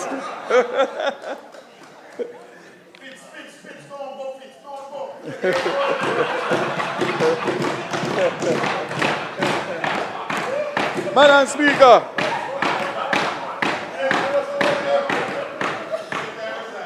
All right, Madam Speaker, time is against me. The Integrated Resource Plan 2, the IRP 2, MSET has also finalized the second Integrated Resource Plan, which will outline the roadmap to achieving 50% renewables by 2030. The draft IRP was presented to the various stakeholder groups and feedback was received. The submission will now be presented to Cabinet for consideration and approval. Madam Speaker, the Generation Procurement Entity launched a request for proposals a year ago. On April 5, 2024, the GP received 12 bids, including an alternative one for 482.3 megawatts. We only went out to market for 100, and we got a response of 482.3. This represents a remarkable opportunity for the renewable energy landscape in Jamaica and another step on the path to clean energy transition in the country. The GPE is currently evaluating bids, and the awardees will be announced in the next months. Additionally, the GPE is expected to publish a second RFP this fiscal year for the capacity of up to 168 megawatts. Madam Speaker, when I came in 2020, the GPE was only in its infant stages of being formed. And thanks to the team, we have been able to get it still not up and running fully, but we have gotten it to a stage where we have been able, with the help of consultants and others, to get it out and get the first 100 out, with the 168 to come. Huge, huge for Jamaica. Madam Speaker, the 175 megawatt power plant replacement in January 23, the Cabinet approved the policy position that retired fossil fuel generation plants should be replaced by mature renewable energy. Consequently, JPS plans to replace its retired 171.5 megawatts of fossil fuel generation with mature renewables in keeping with GOJ's policy position. Once installed, this will significantly increase Jamaica's renewable energy capacity, bringing it to approximately 30% of grid-installed generation capacity. Again, Madam Speaker, between the GPE and what they have gone out for the 100 and the 168 and this 171, we are well underway to be meeting the requirement that has been tasked to us in relation to the 50% renewables by 2030. The government electrical regulator established under the Electricity Act 2015 has made considerable progress in the inception on November 1st, 21. It has licensed 290 private electrical inspectors, representing a 1,300% increase when compared to the previous regime, where there were only 20 electrical inspectors. In addition, there are now 1,676 registered electricians across all 14 parishes. Consequently, for fiscal year 23-24, the GER was able to register 20,665 customers through the GER portal, and some 28,935 inspections were conducted and submitted. For fiscal year April 1-23 to March 20, 2024, the GER conducted over 3,506 compliance reviews of electrical installation work done by registered electricians and certified by private licensed electrical inspectors. This represents an increase of 14% over the previous year. These compliance reviews are aimed to ensuring the quality and standard of electrical inspections by electricians and inspectors are maintained.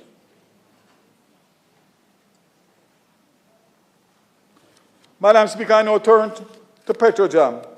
I'm pleased to announce that Petrojam has fully recovered from the fire that damaged sections of the refinery in March of this year. During the period January to December 23, Petrojam supplied 11.79 million barrels of product to local and export markets. This was realized from a mix of refining and importation of finished petroleum products. In fact, Madam Speaker, in 23, Petrojam supplied 5,000 barrels of special grade asphalt needed to pave the upgraded runway according to international standards at the Sangster International Airport during the improvement works over the past years.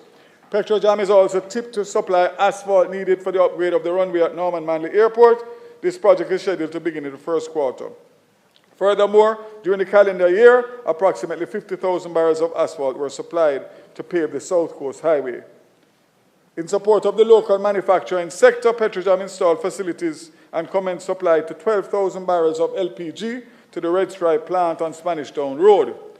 January to December, export sales volumes was 5 million barrels. This equates to approximately 520 million US in export earnings. Additionally, Petrojam is actively pursuing opportunities to supply players in the region with fuel oil and asphalt. The main strategy Petrojam will be pursuing for 24-25 is the improvement of operational efficiency. Areas of focus include oil loss, crude processing, plant reliability, risk management, and environmental protection and energy conservation.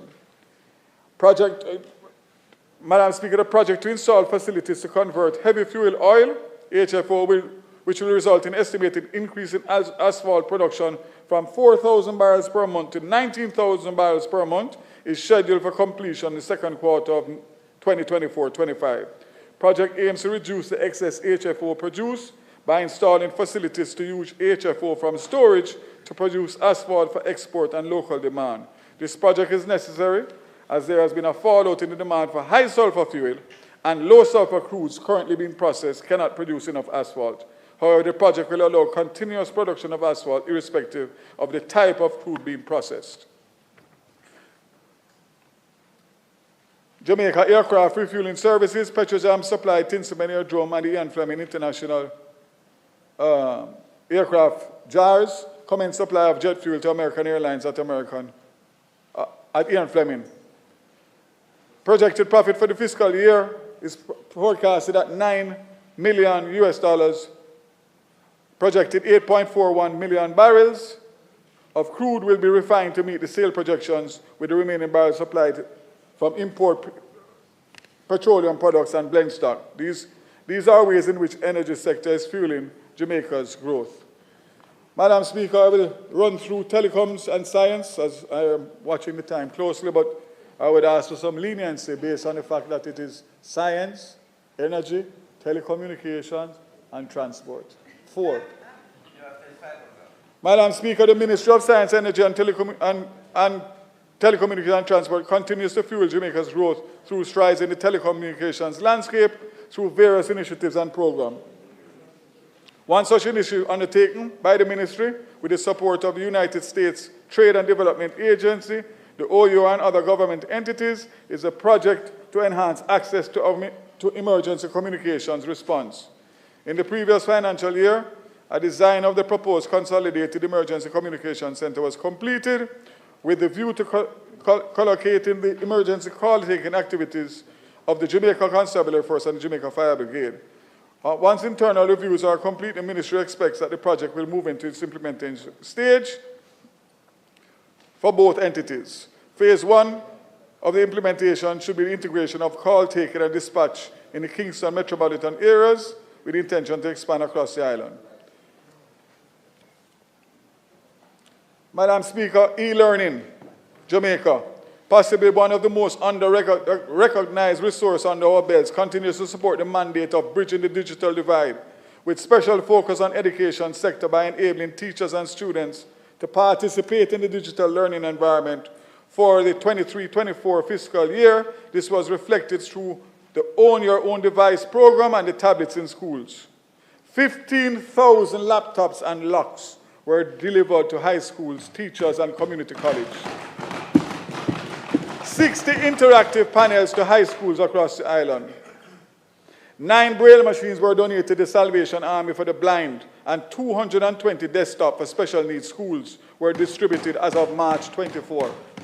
1,100 projectors for all public educational institutions were distributed as of March 31st, 24. Specially configured desktop, laptops, and tablets were also provided to 15 special needs schools island-wide this fiscal year. Through the Constituency Development Fund and the Social Economic Recovery and Vaccine Program, vouchers were provided to non-part students island-wide to acquire services. In the last financial year, 200 more students benefited from this project, bringing the total beneficiaries to 4,000 students. I don't need to tell you, Madam Speaker, that under the Own Your Own Device Teachers Voucher Program, an additional 11,500 teachers received vouchers to acquire laptops, and to date, over 25,000 have received vouchers valued at over $2.3 billion. $2.3 billion.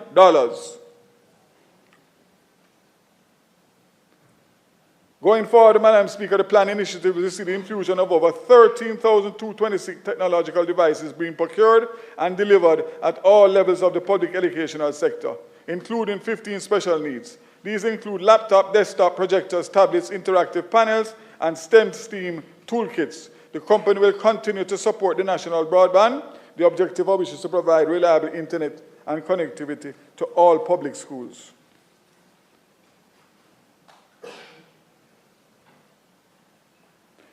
Madam Speaker, as you are aware, the Universal Service Fund is charged with a mandate to bridge information gap, providing internet access to all for 2023 financial year. The entity remains fuel to respond to the growing needs of Jamaicans. to bolster internet accessibility in public spaces exclusive of parish capitals, major towns, inclusive of parish capitals, major town historical sites, and resorts. 5 new public Wi-Fi hotspots were rolled out in 23-24, Albertown, Trelawney, Brownstown Centre, and Linstead, St. Catherine, Buff Bay, Portland, Old Harbour, St. Catherine.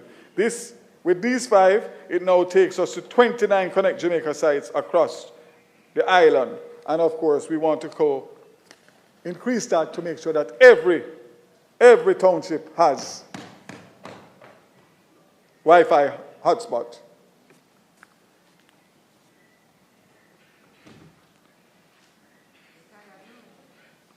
Trying to cut to the chase. Madam Speaker, I need to touch on this for sure. The USF signed a funding agreement with Cable and Wireless Jamaica to support the Jump by Flow pilot, totaling $13 million. The Jump program aims to provide a free HP Chromebook, subsidized broadband connectivity to households, and digital literacy and skill training.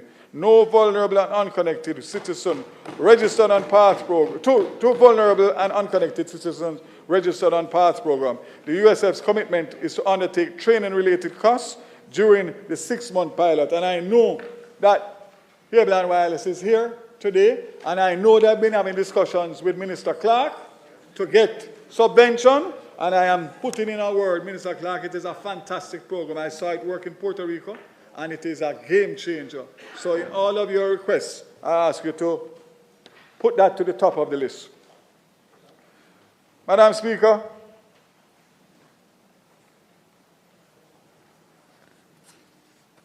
discussions have commenced with the Ministry of Education and the Early Childhood Commission to digitize Jamaica School Readiness Assessment. Through this partnership, USF is expected to expend $70 million. In keeping with the ICT Literacy and Digital Skills Development Trust, the entity embarked on a plan to implement Cohort 3 of the Technology Advancement Program 23-24, and the fund has expended $157 million to support the successful implementation of the program. Notably, the fund provides participants with a fortnightly stipend of 25,000 Jamaican dollars. As of March 31st, the USF TAP 3 program has successfully engaged a total of 24 participants, comprising 135 commuting and 101 residential participants. Madam Speaker, in the fiscal year 23-24, the Spectrum Management Authority demonstrated improved customer-oriented service and achieved remarkable performance in its core operational activities, meeting and exceeding key performance indicators. SMA facilitated the growth of wireless communication industry by promptly processing over 200 Spectrum licenses. Additionally, it collaborated with Jamaica Customs in processing detention notices and type approving equipment to protect incumbent service from harmful interference. Increased access to ICT service and improved quality of those services cannot be overstated. We are aware that 5G mobile services, which deliver fast and more reliable broadband speeds, are being rolled out in many other jurisdictions in this region, and Jamaica cannot afford to lag behind the rest of the world. The 5G mobile services are extremely beneficial, not just to urban business and consumers' needs, but also to support the national priority of the increasing availability of reliable, cost-effective connectivity, especially to rural communities.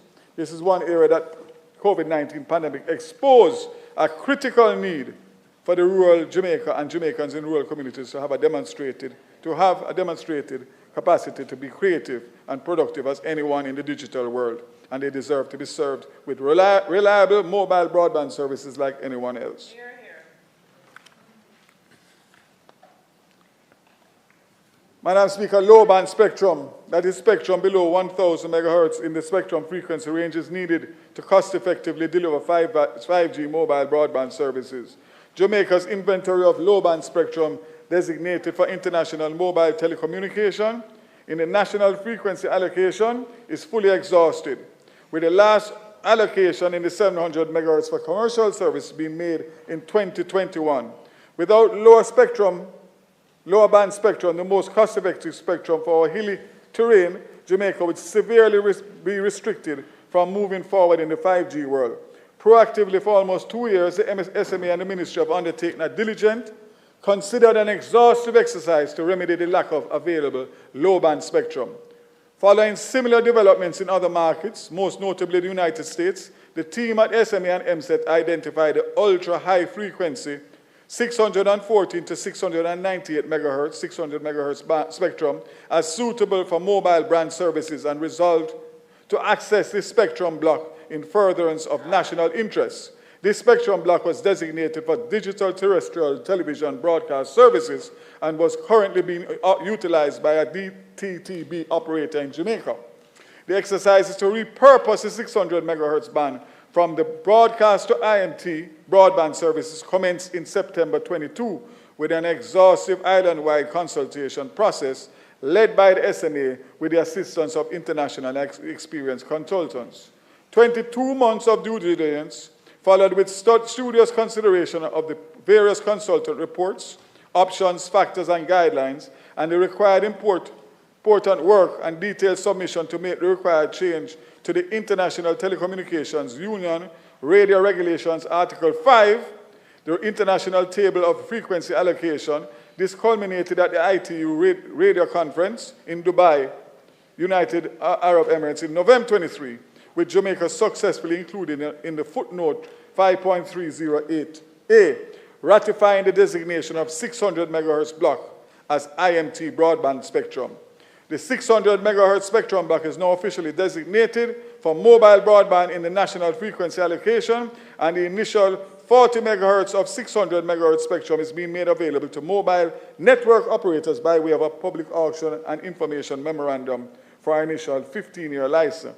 This will leave an additional 30 megahertz of spectrum that can be made available to the market at the optimal time. The public notice of the IM and availability of the spectrum was published in the daily newspapers on May 28th and 29th, with a repeat publication on June 2nd, 2024.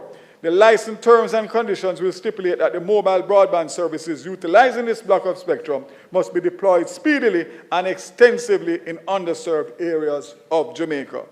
Madam Speaker, it should be noted that by way of information memorandum, an initial 40 megahertz of 600 megahertz is being made available to mobile network operators for initial 15-year license. This will leave an additional 30 megahertz that can be made available to the market. Madam Speaker,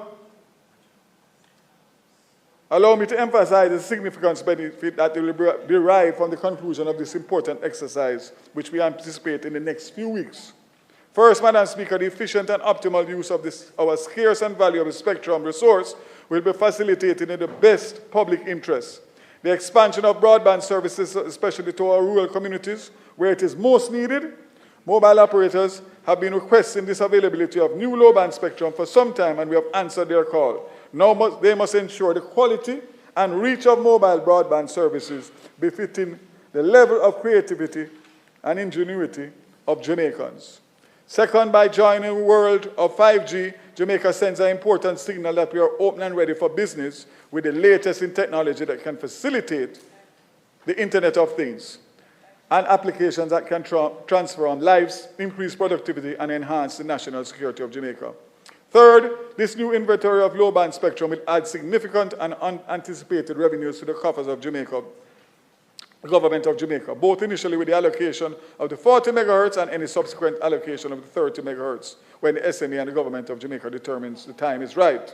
So, Madam Speaker, while the benefits to the people of Jamaica include significantly improved mobile broadband service and increased access to high-speed internet connectivity, it has been a very complex and challenging exercise because unlike previous spectrum auction, this is in use by a DTTB operator. This requires special planning and thoughtful consideration given the implications for the incumbent and their customers. The extensive time taken to reach this important juncture was important to tick all the boxes and ensure full compliance with the laws, regulations, and policy direction that best serves the needs of the Jamaican people. But we wish to assure them we shall continue to treat their investment operations and customers with fairness and respect as we move towards finalizing this important exercise in the nation's interest. What say you? Sound good? You can't speak today, but I expect to hear from you in short order.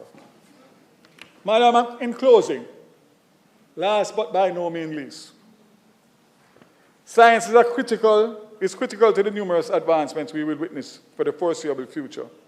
The achievements of the past year provide a strong foundation for continued progress, and the objectives of upcoming year align with the broader national agenda for increased resilience, innovation, and environmental responsibility. Madam Speaker, following supply chain-related issues, on the manufacturer's side to project and install the grammar irradiation facility will be completed in June 24. Madam Speaker, when this is commissioned, it will be the first facility in English-speaking Caribbean. This facility will be integrated into two major international IAEA technical cooperation projects that are of vital concern to the country. In collaboration, the SRC will use the gamma ray treatments to enhance the production of two of our most sought-after produce, ginger and coffee, and the eradication of the West Indian fruit fly to bolster food security. The new ginger and coffee lines will be made resistant to and tolerant to the deadly pathogens that affect them, thereby refueling the niche markets of our world-renowned, highly valuable Jamaica ginger and coffee.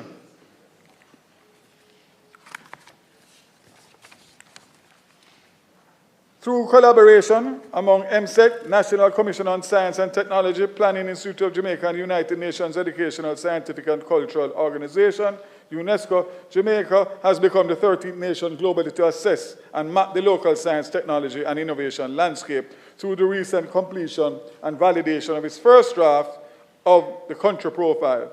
This, Madam Speaker, is critical to the implementation of the national ST&I policy, which was tabled in the House in 2022.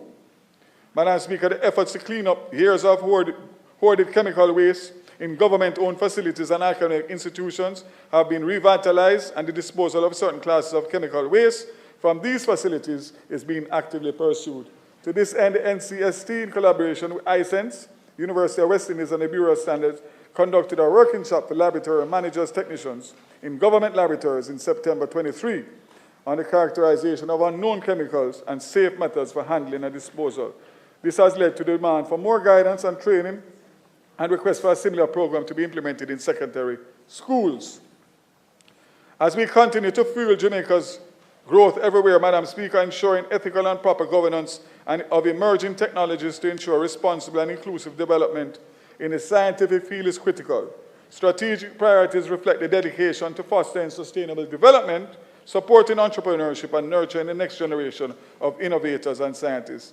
This will be done through targeted organization of Jamaican scientific landscape, enhancing research and development investments, support of STEM education and expansion of science education initiatives by the SRC, the National Medal and Innovation Awards, establishment of a technological commercialization sub-office, and Commerce to establish a dedicated technology commercialization sub-office. This office will catalyze the transforming of innovative ideas into creative ventures, facilitating technology transfer and fostering economic growth. It will play a vital role in nurturing entrepreneurship and innovation, contributing to the economic prosperity of Jamaica. Madam Speaker, in closing, I assume duties with a determination that this ministry would make a lasting impact on the lives of the Jamaican people. And we will not be daunted by the enormity of this task. I have outlined a comprehensive vision for the advancement of these critical sectors and reaffirmed his government's unwavering commitment to advancing the science, energy, telecommunications, and transport portfolios as we continue to fuel Jamaica's growth everywhere. I want to close by once again reaffirming my commitment to the job at hand and to work diligently with my colleagues, both in the Cabinet and in the Parliament, because we have at the end of the day only one responsibility, and that is to put aside partisan, petty politics and come together and work in the interest of every single Jamaican, despite whatever political affiliation. But more importantly, the mistakes that we have made in the past, we owe it to make sure that the generations to come that we are responsible for inherit a better Jamaica. And in saying a better Jamaica, I don't mean economically, politically as well, because I do not like the road that we are going down. I have seen a distinct change in the trajectory of how we once operated. And the comments and the commentary that I am seeing by responsible elected representatives of this country is unbecoming, and we must stop it. Thank you very much.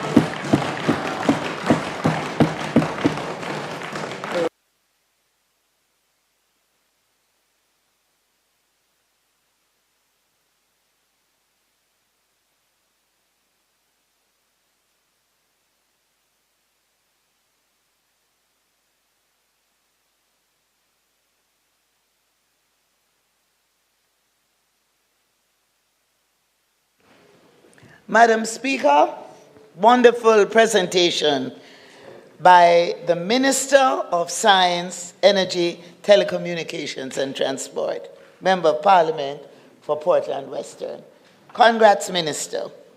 And now, Madam Speaker, I ask you to invite Mr. Michael Phillips, Opposition Spokesperson on Transport and Mining and Member of Parliament for Manchester Northwestern, to make his presentation.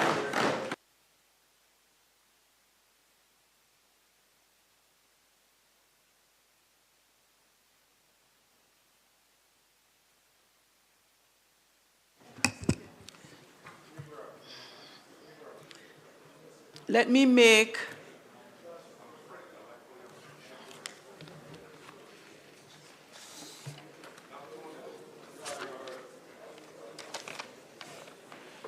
for those who are going, please do so quietly.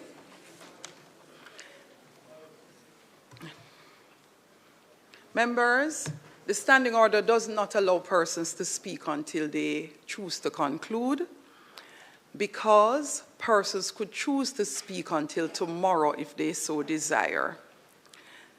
And therefore, the next speaker, since I'm in the chair, will appreciate that the standing orders will be applied in the extra time that is given. The member is expressing from very early that he will need an additional 15 minutes. Let us all make welcome to his feet the opposition spokesperson for Transport and Mining, the Member of Parliament for Manchester Northwestern. Please give him a wonderful welcome.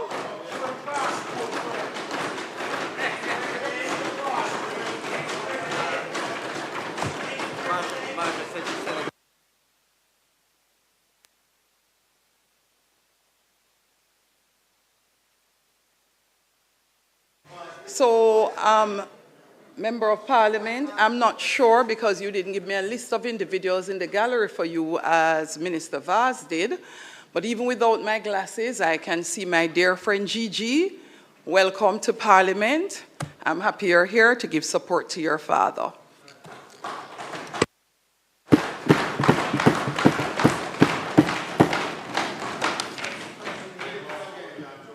Madam Speaker, I start to worry when I got that welcome with vim and vigor. Wondering what special have I done or not done. But thank you very much, Madam Speaker. This is a day that the Lord has made.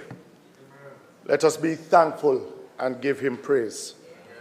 We should always be thankful, for it is good to do so in all circumstances. My family has provided me with the support, care, and understanding to continue serving the people of Northwest Manchester and the people of Jamaica by extension. It continues to be an honor and a privilege to serve my country in the capacity of an elected representative.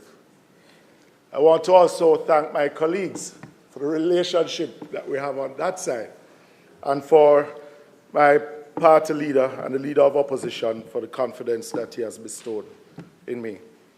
I would also like to recognize Tajay Palmer, the opposition junior spokesperson on mining.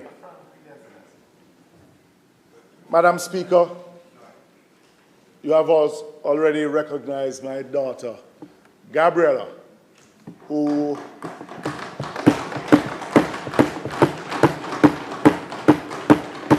second of two daughters who will be moving on to university this summer. Very proud of her, Madam Speaker. To also recognize my partner, Rhonda, who is in the gallery.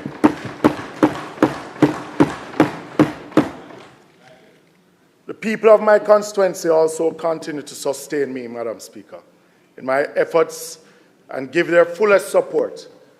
In return, I can only tell them, as Ruth said, entreat me not to leave you, nor turn back from following you.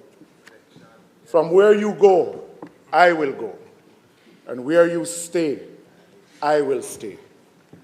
I thank them for returning the full slate, and other members from Manchester should listen carefully, the full slate of PMP councillors to continue representing on all issues at the local and national levels. I want to recognize Councillor Rohan Kennedy of the Mile Gully Division, Andrew Smith of the New Green Division, Ryan Peart of the Spur Tree Division, and Devon Wilson of the Johns Hall Division. We know that to whom much is given, much is expected, and we will not let them down.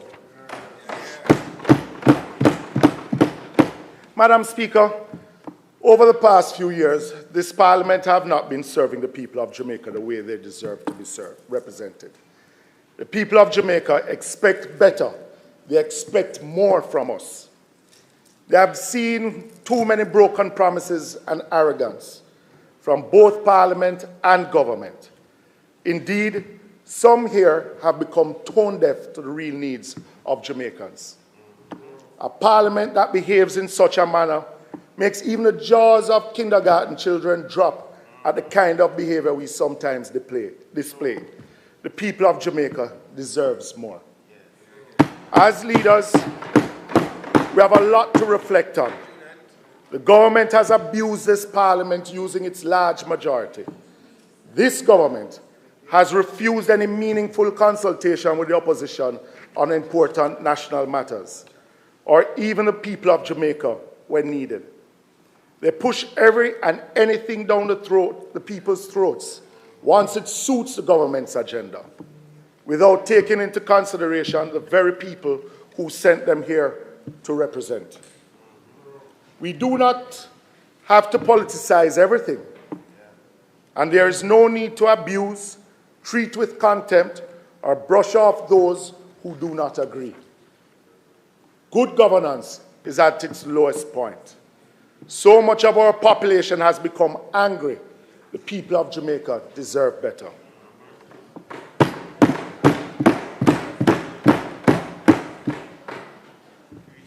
Madam Speaker, before the start of the new financial year, going through the Standing Finance Committee meetings is becoming a waste of time. Even though required by legislation, we are expected to review and propose amendments to recurrent and capital expenditures of ministries, departments, and agencies. But even when there is glaring underspending or over-expenditures, no matter what is highlighted or said, nothing ever changes. So what is the purpose of going through this annual ritual? We need to devise a more effective parliamentary method and mechanism that works. The people deserve better. They expect solutions, not excuses. Many of you saw it in the recent local government elections. Let us consider that. Madam Speaker, also the sectoral debates cause us to come back here yearly with highly repetitive presentations, commenting or proposing solutions on the same things, year after year. Yet we are not moving the needle in the right direction. Madam Speaker, I've been highlighting the budget for the Road Safety Unit within the Ministry of Transport for the past 7 years. It has been underfunded, especially for public education. Even with the best efforts of the unit and the National Road Safety Council, road crashes and fatalities have not declined in any meaningful way, and some roads are even getting worse. Innovative and engaging public campaigns and programs are essential for capturing the attention of diverse audience and instilling lasting behavioral change. Utilizing multimedia platforms, interactive workshops, and community outreach events can foster greater awareness and compliance with road safety regulations. The NRSC, which is Jamaica's response to this crisis, was formed in 1993 based upon representation of the late Sir John Golding and Parliament's approval of Ministry Paper 24 of 1993. The National Road Safety Council's government subventions have not included provisions for public education. The National Health Fund has in the past provided funding for public education for about 10 years, ending in 2020. As the 11th leading cause of premature deaths in Jamaica, road traffic crashes present a significant challenge. This issue is fueled by social factors such as speeding and driving under the influence, resulting in a high rate of injuries and deaths. Data published by the Road Safety Unit shows Jamaica recorded 425 road fatalities in 2023 and 488 in 2022, and by all indications may surpass 425 this year. The World Health Organization in 2021 found that Jamaica's annual road fatality rate is 18 per 100,000 population, surpassed the region of the Americas average of 14.1 per 100,000 population.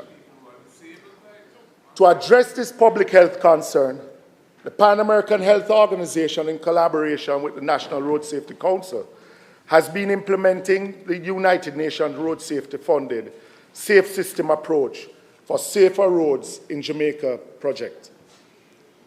The Safe System approach has been centered around a commitment of eliminating fatalities and serious injuries for all road users by utilizing engineering principles to design safety into the system.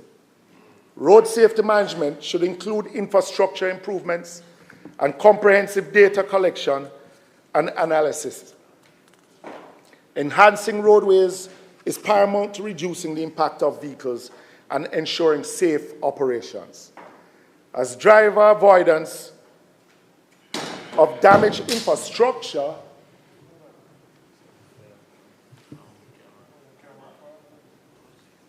enhancing roadways is paramount to reducing the impact of vehicles and ensuring safe operations. As driver avoidance and damaged infrastructure may lead to unsafe maneuvers and/or vehicle damage. This involves not only repairing deteriorating road surfaces, but also implementing measures to prevent future damage, such as regular maintenance and the use of durable materials. Infrastructure improvements should also consider the needs of vulnerable road users, including pedestrians, cyclists, children, the elderly, and persons with disabilities. Therefore, more dedicated pedestrian walkways, more accessible crossings, and accounting for cyclists within the network contribute to safer road environments for all users. And I want to just pause, Madam Speaker, to wish a speedy recovery to the member, the Minister of Health, Christopher Tufton, on his recent accident. System design solutions to address user behavior should also be accompanied by education campaigns and enforcement. Public education and enforcement efforts must be precisely targeted based on thorough data analysis to maximize their effectiveness. By identifying specific user groups most at risk, authorities can tailor initiatives to address unique needs and behavior. The aforementioned strategies, Madam Speaker, are aimed at crash prevention. However, a complete approach to road safety must include post-crash care to mitigate fatalities and serious injuries in case of where a crash occurs. As such, Jamaica must place a focus on expanding and enhancing emergency services to ensure timely and effective responsive efforts.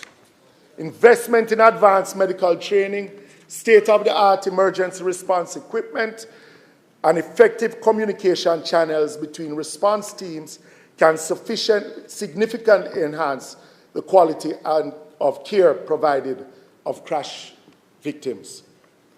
Madam Speaker, the reduction in road crashes and fatalities and post-crash care does not happen by itself. It needs to be accompanied by forward-thinking policies with proper implementation and funding.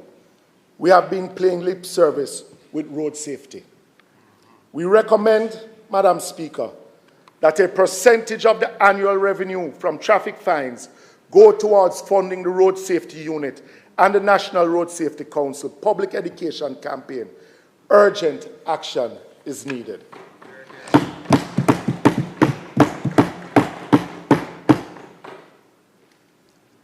Madam Speaker, we need to recognize those individuals, despite others playing lip service with road safety. Others have become champions, the women and the men of the Road Safety Unit within the Ministry of Transport. Dr. Lucian Jones, Paula Fletcher, and the team of the National Road Safety Council, and many other institutions and individuals on behalf of all Jamaicans. We on this side would like to say thank you. By addressing these key areas of road safety management, behavior improvement, and post-crash care outcomes can create a more holistic and effective approach to reducing road accidents and safeguarding the well-being of all road users. Our people deserves better. Madam Speaker, this leads me to the most vexing issue in our country, the state of public transport. The Minister spent quite a time on public transport.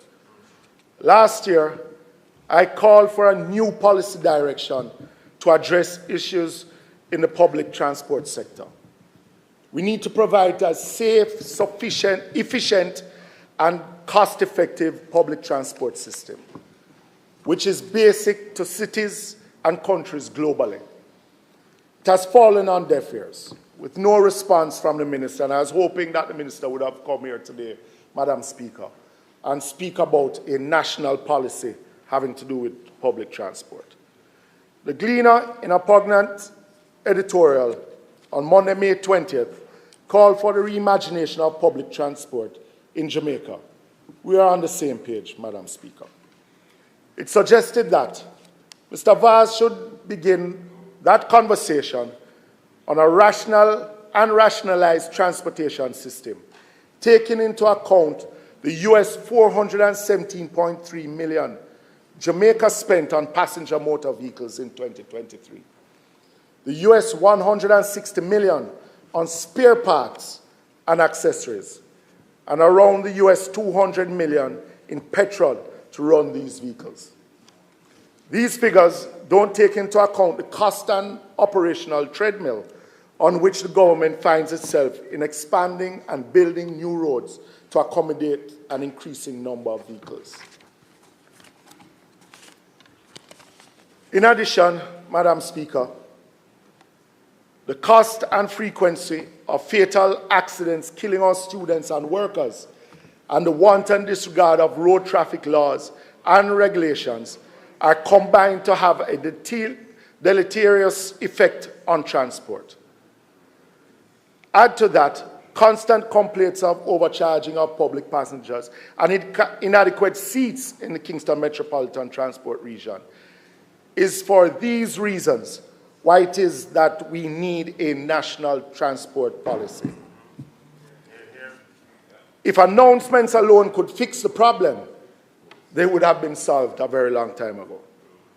However, it cannot be without effective policy initiatives, an appropriate regulatory and enforcement regime, a well-managed urban transit system, and a resilient and transparent mechanism.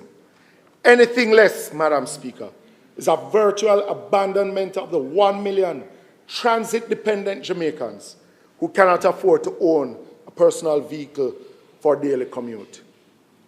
Further, there can be no solutions to public transport problems without addressing the $16 billion gorilla in the room, the Jamaica Urban Transit Company. Madam Speaker, we on this side, and the Minister, we have had dialogue. We welcome the additional 100 buses that should arrive in June, it is, Minister? In June. That should arrive in July. And we also welcome that there will be the purchase of additional new buses. But we, Minister, you said that it is the first time that a repair program will be put in place by the government. But I remember being the spokesperson at that time of transport and hearing a previous minister, the member from Central, Clarendon, announcing a robust repair service of sending buses from Jamaica to Brazil and back. Yeah? We haven't heard if those buses actually left Jamaica or if they came back. The only comfort I have with the program that you have announced, though, Minister, is that a team will be coming to Jamaica to repair these buses. I am still cautious on the lifespan of these buses because those same Golden Dragon buses that you have announced are not even 10 years old yet, but yet still they are now in need of complete overhaul.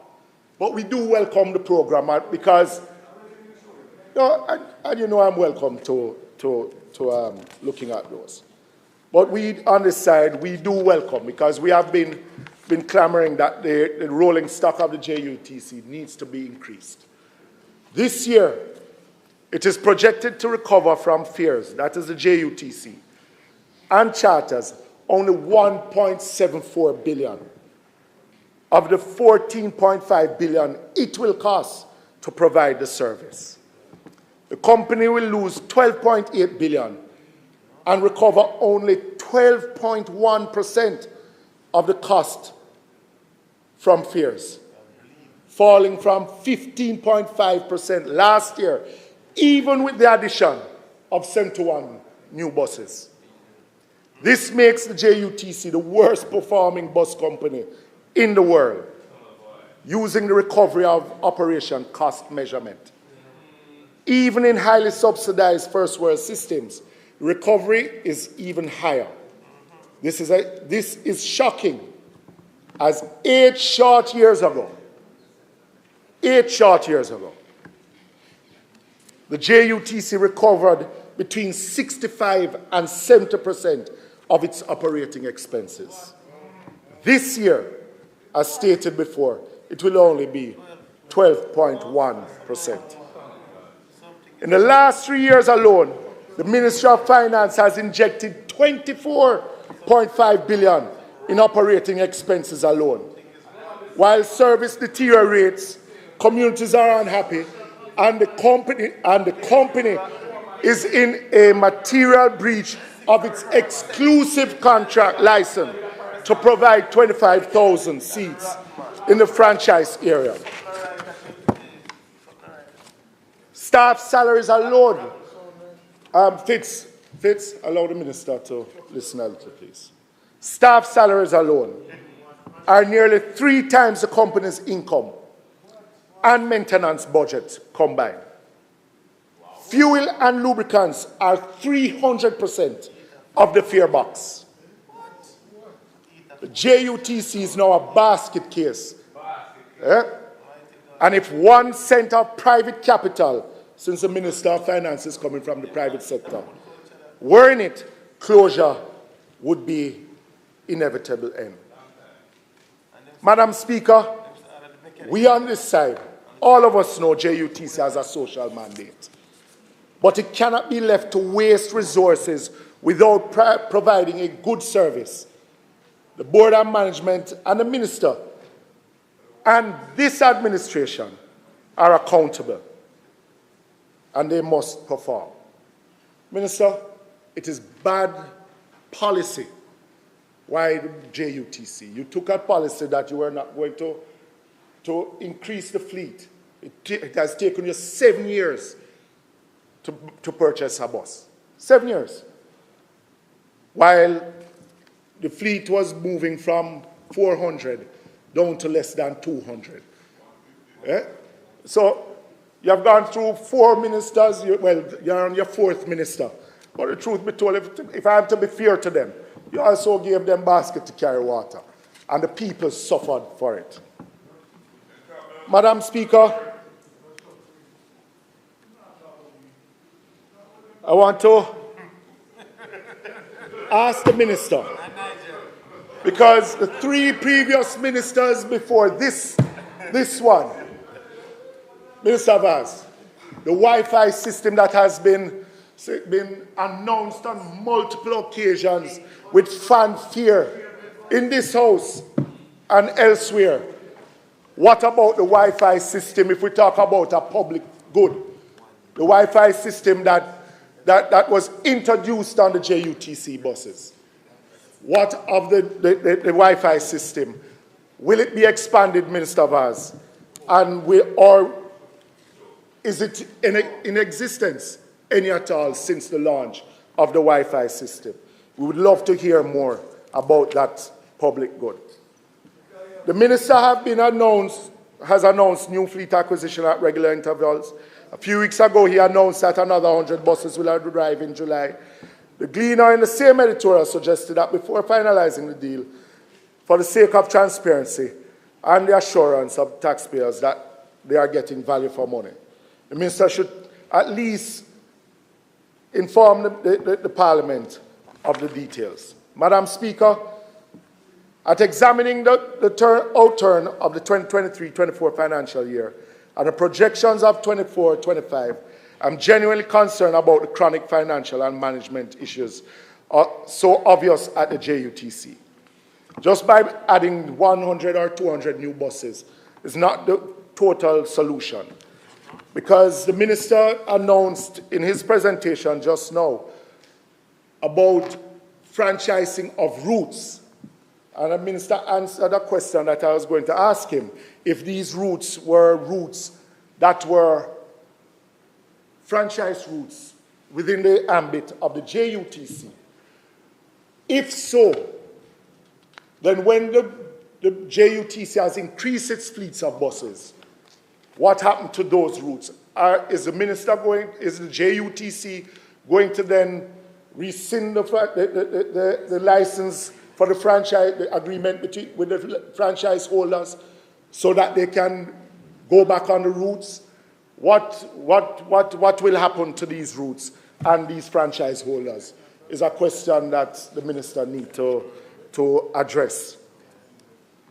They have been made worse by the bad policies of this administration for delaying for 7 years the purchase of any new buses or any worthwhile intervention in the operations of the JUTC. The mission of the company to provide a modern, safe, and cost-effective service is rapidly becoming a fleeting illusion to be pursued but never attained. There's further concern about whether the company has been upskilled to manage the new technology of CNG and electric buses. The maintenance program will have to improve, and the public must treat the buses better, especially the electric buses, which have more glass because of weight consideration. And we're asking the public from this side and the Parliament, stop stoning the buses.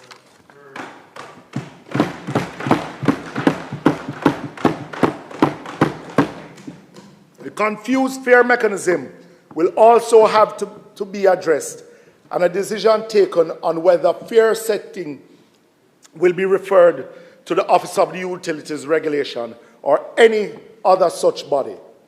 The Minister established a sector committee last year, which was used to advise him on fares and connected matters. I exempted myself, Madam Speaker, from that committee because it is not the opposition's responsibility to set fares. I've asked to be provided with the terms of reference for the committee from as early as when I accepted the Minister's invitation. Madam Speaker, I have not received the terms of reference. We are still open to meaningful dialogue about the transport sector, but it must be done transparently and with trust. Madam Speaker, no sooner had the committee agreed and recommended the first fare table, the Cabinet approved it. Immediately, it was stopped after the first phase of the fare increase. Why? Is a question. The Minister of Finance, 3 months later, declared it inflationary. Never mind that it is normal to do an inflation impact assessment before a fare increase is granted. Never mind the warning I gave the Minister. We on this side gave the Minister. Now a section of the industry is disgruntled, even though the Minister is thanking them for working with him with the rollback of the fares. And every investor and operator will soon be eating costs, leading to further losses and worsened driving habits to get market share. I believe some of that is at work in recent collisions involving public passenger vehicles. The transport sector needs to be predictable and transparent to be fair to investors and commuters. And it is due time, Madam Speaker, that we treat those operators, the owners within the public transport sector, we treat them like investors in an industry and not hustlers. The transport, utilizing the OUR, Madam Speaker, or even strengthening the Transport Authority as an independent regulator of fares should be considered. Madam Speaker, even with a new fare mechanism, the government must consider a package of sector improvements that can relieve the situation now. These include route restructuring and incentivization, fuel tax review, and new guaranteed service standards. These are necessary not only to assist the economics of transport, particularly in rural Jamaica, where commuters bear the brunt of poor, expensive services. And I think we gave you a solution, Minister, on how it is that you can help to finance the rural bus service. Fix the JUTC, reduce the subvention from Ministry of Finance, and use that he would have given you towards the rural bus system.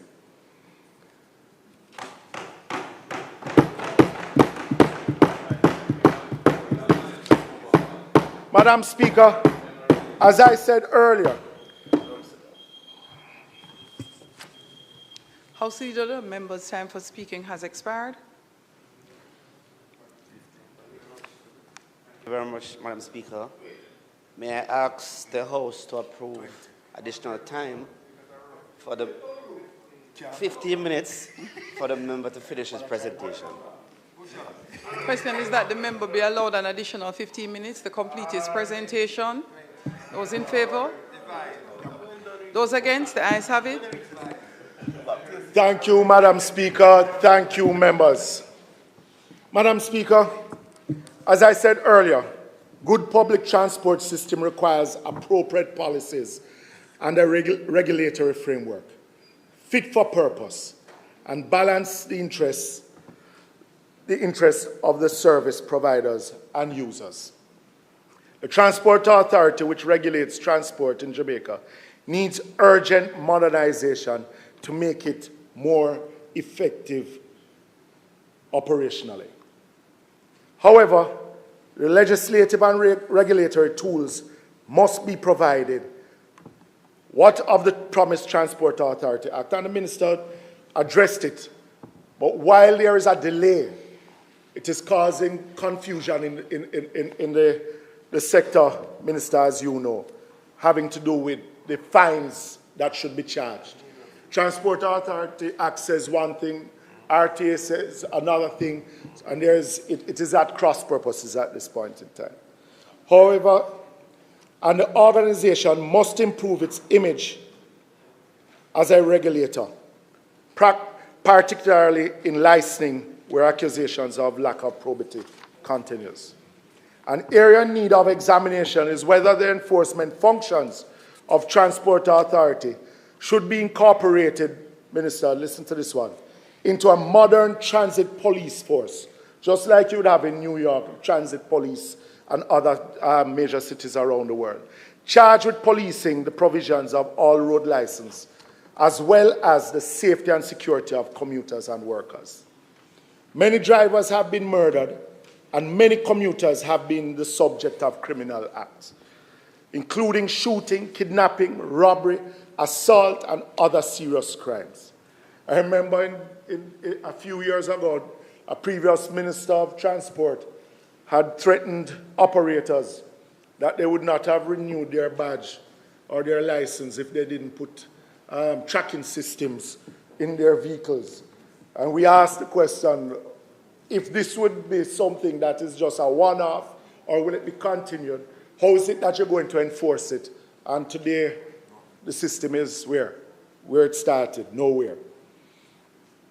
A transit force could implement specific programs to improve the transit operation and operating environment, especially in our town centers, while PSTEB deals with wide road traffic issues and public safety. Madam Speaker, it is not only public passenger vehicle drivers who drive without regard to the rules of the road. Safe roads require enforcement action against all road users who break the law. The recent increase in fatal and non-fatal accidents, I too want to extend condolences to the passenger who died in the accident on the Washington Boulevard, and all families who have lost a loved one in road fatalities over the year and past years. Recent increase in fatal and non-fatal accidents, particularly among public passenger vehicles, is very concerning. I've heard that the proposal by the Minister and the Transport Authority, but we may have to face that the sector is growing faster than the country can produce good drivers with the necessary statutory requirements. Testing is good and necessary, but we must find ways to increase the pool of skilled drivers available locally. Jamaica has well over 60,000 Hackney and route taxi operators, plus contract carriages and buses. If we expand the sector faster than our ability to staff it, we will get drivers who ordinarily should not be in the system. This leads me to the recent announcement of a driver recertification program for PPV drivers, but not other drivers who cause death and mayhem on the nation's roads. According to the Minister, no one should be able to go to the Island Traffic Authority and get a PPV driver's license to carry public passengers, or a general driver's license without certification for the Transport Authority. I was hoping that the Minister would have elaborated more on that in his presentation. Madam Speaker, this policy decision is not on all fours with the law. Relevant amendments should have to be made to Road Traffic Act and regulations. The ITA is the sole body in Jamaica empowered to test and certify driver competence as well as vehicle competence. The Transport Authority is a regulating and licensing body, which also issues driver badges for the PPV sector. Madam Speaker, there is a phenomenon known as regulatory overkill. This is one such example. The Minister policy must be PPV specific, or chaos will reign in the Jamaica transport sector. There is nothing wrong with the Transport Authority setting standards for PPV owners and operators and asking for proof that they are trained and then certified by a reputable body, such as the HART NSTA, before they are issued the new or renewed badges. And, Madam Speaker, if we are not tough on enforcement, there will only be a larger pool of illegal drivers. In everything we do to address the huge transport woes of Jamaica, public education targeting behavioral change must be an integral part of our approach, or we will be laboring in vain, as we have been over the past 8 years. Ecclesiastes 9, verse 10 states, "Whatever your hand finds to do, do it with all your might." Public order, decency, safety, respect, and everything that is good report must be restored to the transport system. We cannot continue the way we are.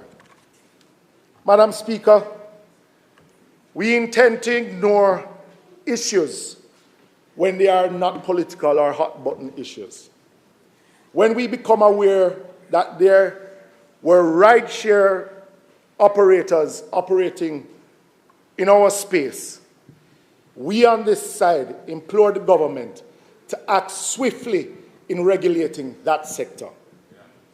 We do welcome new businesses and entrepreneurs, but we must be guided by the laws of our land. And Madam Speaker, I'm going to repeat it as I said before. Be it a multinational that from overseas, or a big or small local operator, there are laws that govern the land of Jamaica.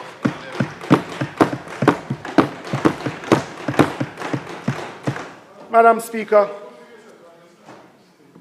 the ban could have been avoided because in 2019, in 2019, there was a former minister that stood up here and said we welcome them with open arms. He's not in here right now. Madam Speaker, we support the ban now, but legislation needs to come sooner than later. Because you have local operators within the space, same ride sharing, that have to pay the fees of the Transport Authority, pay their TCC and NCC. They have to have all sorts of regulation governing them, while others believe that because they operate with an app. And we warned against the safety of commuters, because if anything was to happen to them, there's nothing in law that protects those. So, no, but Minister, you said it earlier. Because there's a story out there about an operator, an operator of one of those rideshare, who stepped out of the gun court. And soon after, he registered himself on one of the apps. And then he started to carry the passenger out to the airport, stepping out of the gun court. So this is something that should have been dealt with a long time ago, Minister. And again, I said some of the issues that we are facing are just bad policies, but better sooner than later. Madam Speaker, road safety and road use are closely connected. And therefore, we must look at the state of the road infrastructure. I once again remind this House that the road network is critical to economic development as it connects our cities, towns, villages, and coastal areas to ensure smooth travel of people and goods and provides logistic solutions. Starting reports transport as contributing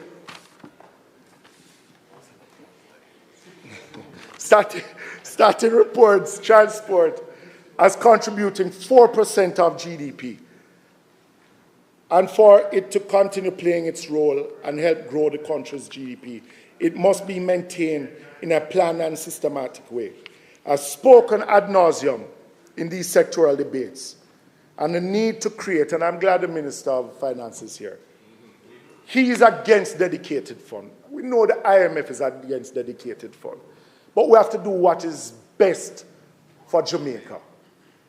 A dedicated fund, a road maintenance fund, to provide ongoing resources to execute this mandate and enable a safer and more efficient road environment.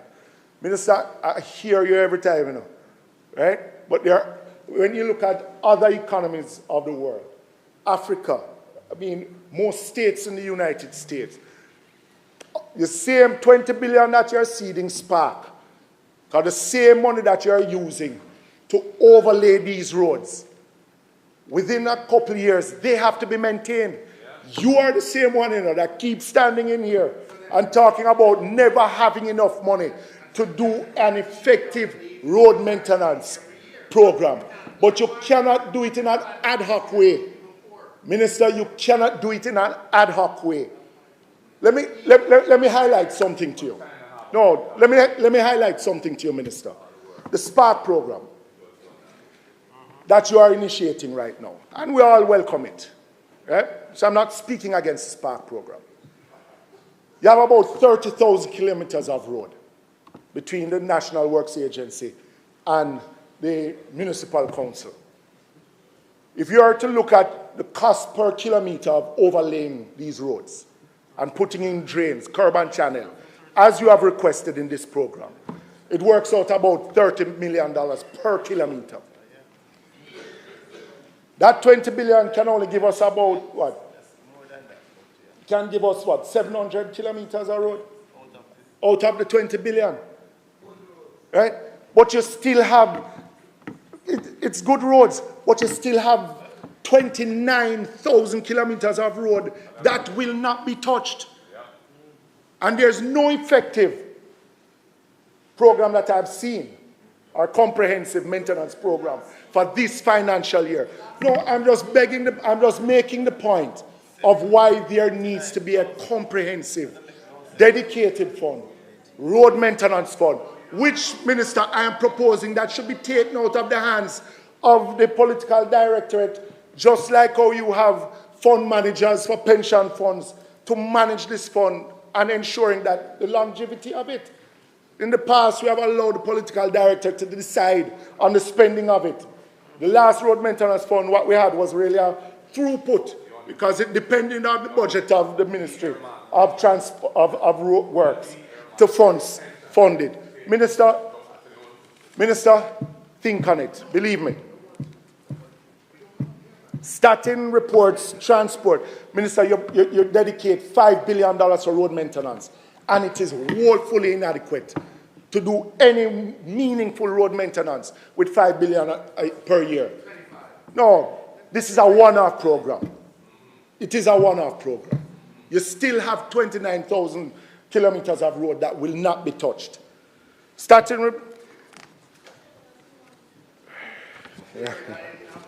It is obvious that this administration has no interest in tackling the issue of routine road maintenance systematically. Madam Speaker, our road network nationally and locally continues to... Mr.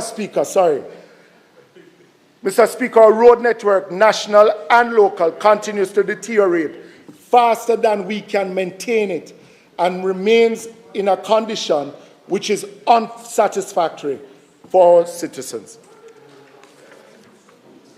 Mr. Speaker, last year I spoke about the situation with Jamaican contractors and the need for more inclusion by the government of Jamaica on major projects.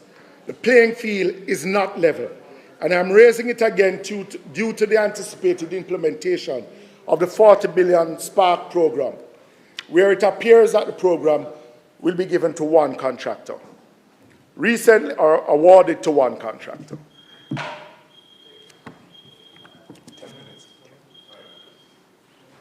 10 minutes, Madam.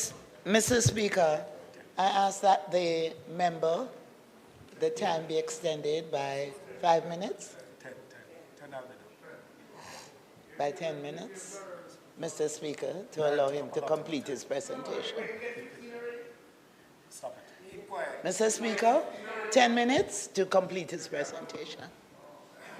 Member, the request is on the floor that the speaker time be extended by 10 minutes for him to complete his presentation. Those in favor? Those against, the ayes have it. Speaker, you have 10 minutes starting now. Yes. Thank you, Mr. Speaker. Thank you, members. Mr. Speaker, last year I spoke about the situation with the Jamaican contractors and the need for more inclusion by the government of Jamaica on major projects. The playing field is not level. Recently, my colleague and opposition spokesman on Road and Works, Richard Azan, had to express concern about the challenges faced by local contractors on the Southern Coastal Highway Improvement Project. Mr. Speaker, there must be a more inclusive approach to major construction projects undertaken by the government of Jamaica. In my last sectoral presentation, I spoke of the narrative that Jamaica does not have good engineers or contractors to do our major infrastructure projects. Mr. Speaker, that is far from the truth. Jamaica has some of the most qualified engineers and contractors, but we continue to give them a raw deal. The playing field for local contractors must be leveled, not in a protectionist way, but to give equal access and operating conditions to all. Raw material, equipment, and vehicle acquisitions are given huge concessions to foreign contractors. Not the same for our local contractors, who have tendered for government contracts. The playing field must be leveled.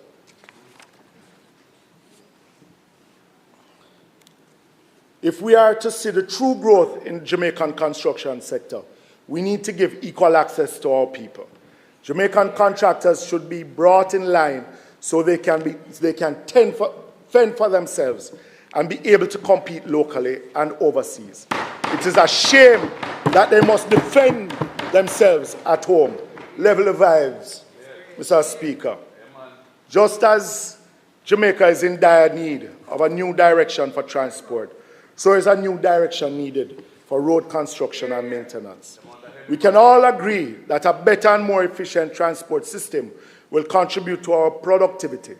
So we can all agree that a better road network with better maintained roads will help to reduce road fatalities, increase productivity, and reduce burdensome vehicle operating costs. We can't keep on doing things the same way and expecting a different result. Our people deserve better. Mr. Speaker, this is a new subject portfolio for me, mining, which has been assigned to me earlier this year. It seems to me mining also needs a reset, as it remains a sleeping giant. Will you just, Mr. Speaker, can you control them, please? It is to me, mining also needs a reset. It is, as it remains a sleeping giant in the Jamaican economy. It must be awakened to realize its full capacity of foreign exchange and earnings and employment. To achieve this reset, I fully endorse the proposal made by the member from Eastern Kingston, my predecessor last year, for a national consultation on the future of the mining sector. A national consensus is necessary for the sector to realize the vast potential that still exists within the environment of greater partnership. Among the critical issues to be resolved is that of a greater certainty concerning the earning from the bauxite levy and royalties, which must no longer be subject to full waivers. Rather, there should be flexibility inherent in the calculation formula based on market conditions. A conversation with all stakeholders needs to be had so that Jamaica can maximize its earnings. Efforts to rebuild international cooperation with other producers and producing countries should be paramount. About a month ago, both Washington and London prohibited metal trading exchanges from accepting new aluminum, copper, and nickel produced by Russia and barred the import of the materials into the US and Britain. The action was aimed at disrupting Russian export revenue amid Moscow's ongoing war in Ukraine. Russia is a major producer of aluminum, and there is at least one Russian-owned plant in Jamaica. But we have not heard a word on whether exports from the Uata and St. Catherine plant is affected by these restrictions, and whether there has been any intervention at the diplomatic level to argue Jamaica's case. If nothing has happened, then let us know. But if something has happened, the country also needs to know. We have also not heard comments from Russian metal producer Rusal, but the US Treasury Secretary has been quoted as saying, our new prohibitions on key metals in condition with our partners in the United Kingdom will continue to target the revenue Russia can earn to continue its brutal war against Ukraine. Minister, we need to hear something from you. It is also time to get a definitive word on the reopening of JISTV plant at Nain, St. Elizabeth. The Minister of State said at the end of April that, and I quote, the government is optimistic about reopening of JISTV bauxite alumina plant, and reopening remain a priority for the government. 2 weeks later, the minister himself said he was confident about the resumption of production. These are non-specific, non-committals that the people of Jamaica cannot take to the bank. But in his presentation, in the debate, the minister was not so sanguine. He was all over the place, not giving any surety. He reported on a recent visit to the plant after meeting with the owners. It was, quoting him, it was clear to him that the plant will require significant work and investment to get it running again. Whereas I do not question either the government's or JISTV's commitment to reopening, the government needs to level with the people, particularly the workers and the communities in southern St. Elizabeth. The plant was closed in 2019 to implement a 2-year modernization and expansion program. The wait has been 5 years, Mr. Speaker. We need to hear something. The issue of the management of bauxite lands mined out is so great an interest to me. I'm happy to hear the minister reported the 638 acres were certified for rehabilitation in 2022-23. Minister, what we want to ensure, lands must be a part of the national consensus discussion on the sector. I would like to see more mined-out lands available to Jamaicans, and I would like to be assured that the companies are being allocated or are holding only what they need for mining, and whatever has been certified, handed over back to the government of Jamaica so that more Jamaicans can get access. Mr. Speaker, I conclude where I started. We must find a way to incorporate and implement the issues and solutions raised in the Standing Finance Committee and in these debates to impact the outcome of the various programs and activities of government. This is not about your side or this side. This is about a better Jamaica. We are not short on good ideas, but there is serious reticence in accepting ideas from the opposition. I am hopeful that this will change so that good, common sense ideas can flow and be accepted. I have today presented some thoughts on what we need to do in public transport, works and mining. These are important portfolio areas which are badly in need of major policy interventions and new initiatives to make them play the role that Jamaican people expect. I commend them to the relevant ministers.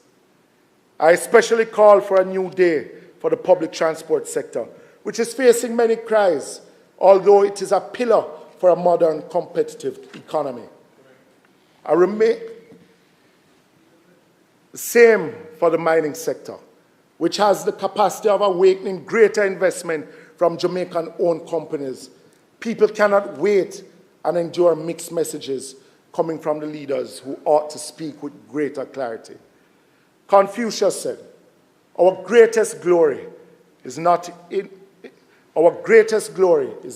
in never falling, but in rising every time we fall.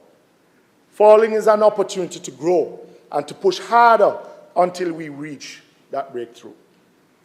Mr. Speaker, let us resolve to try even harder for our Jamaican people, because our dreams can come true if we have the courage and perseverance to pursue them. Mr. Speaker, Jamaica will be a greater place. Thank you, Mr. Speaker. May God continue to bless Jamaica.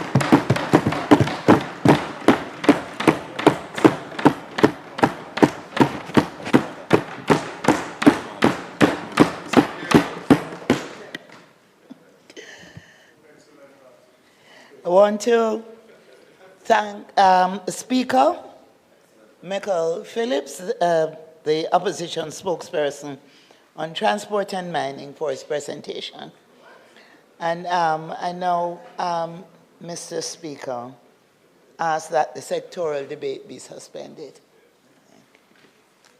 The request is on the floor that the sectoral debate be suspended. Those in favor? Those against? The ayes have it.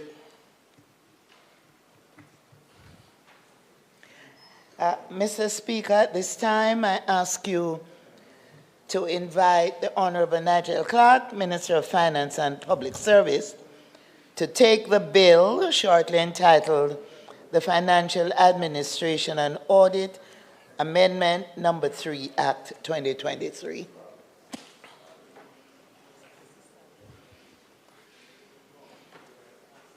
Minister.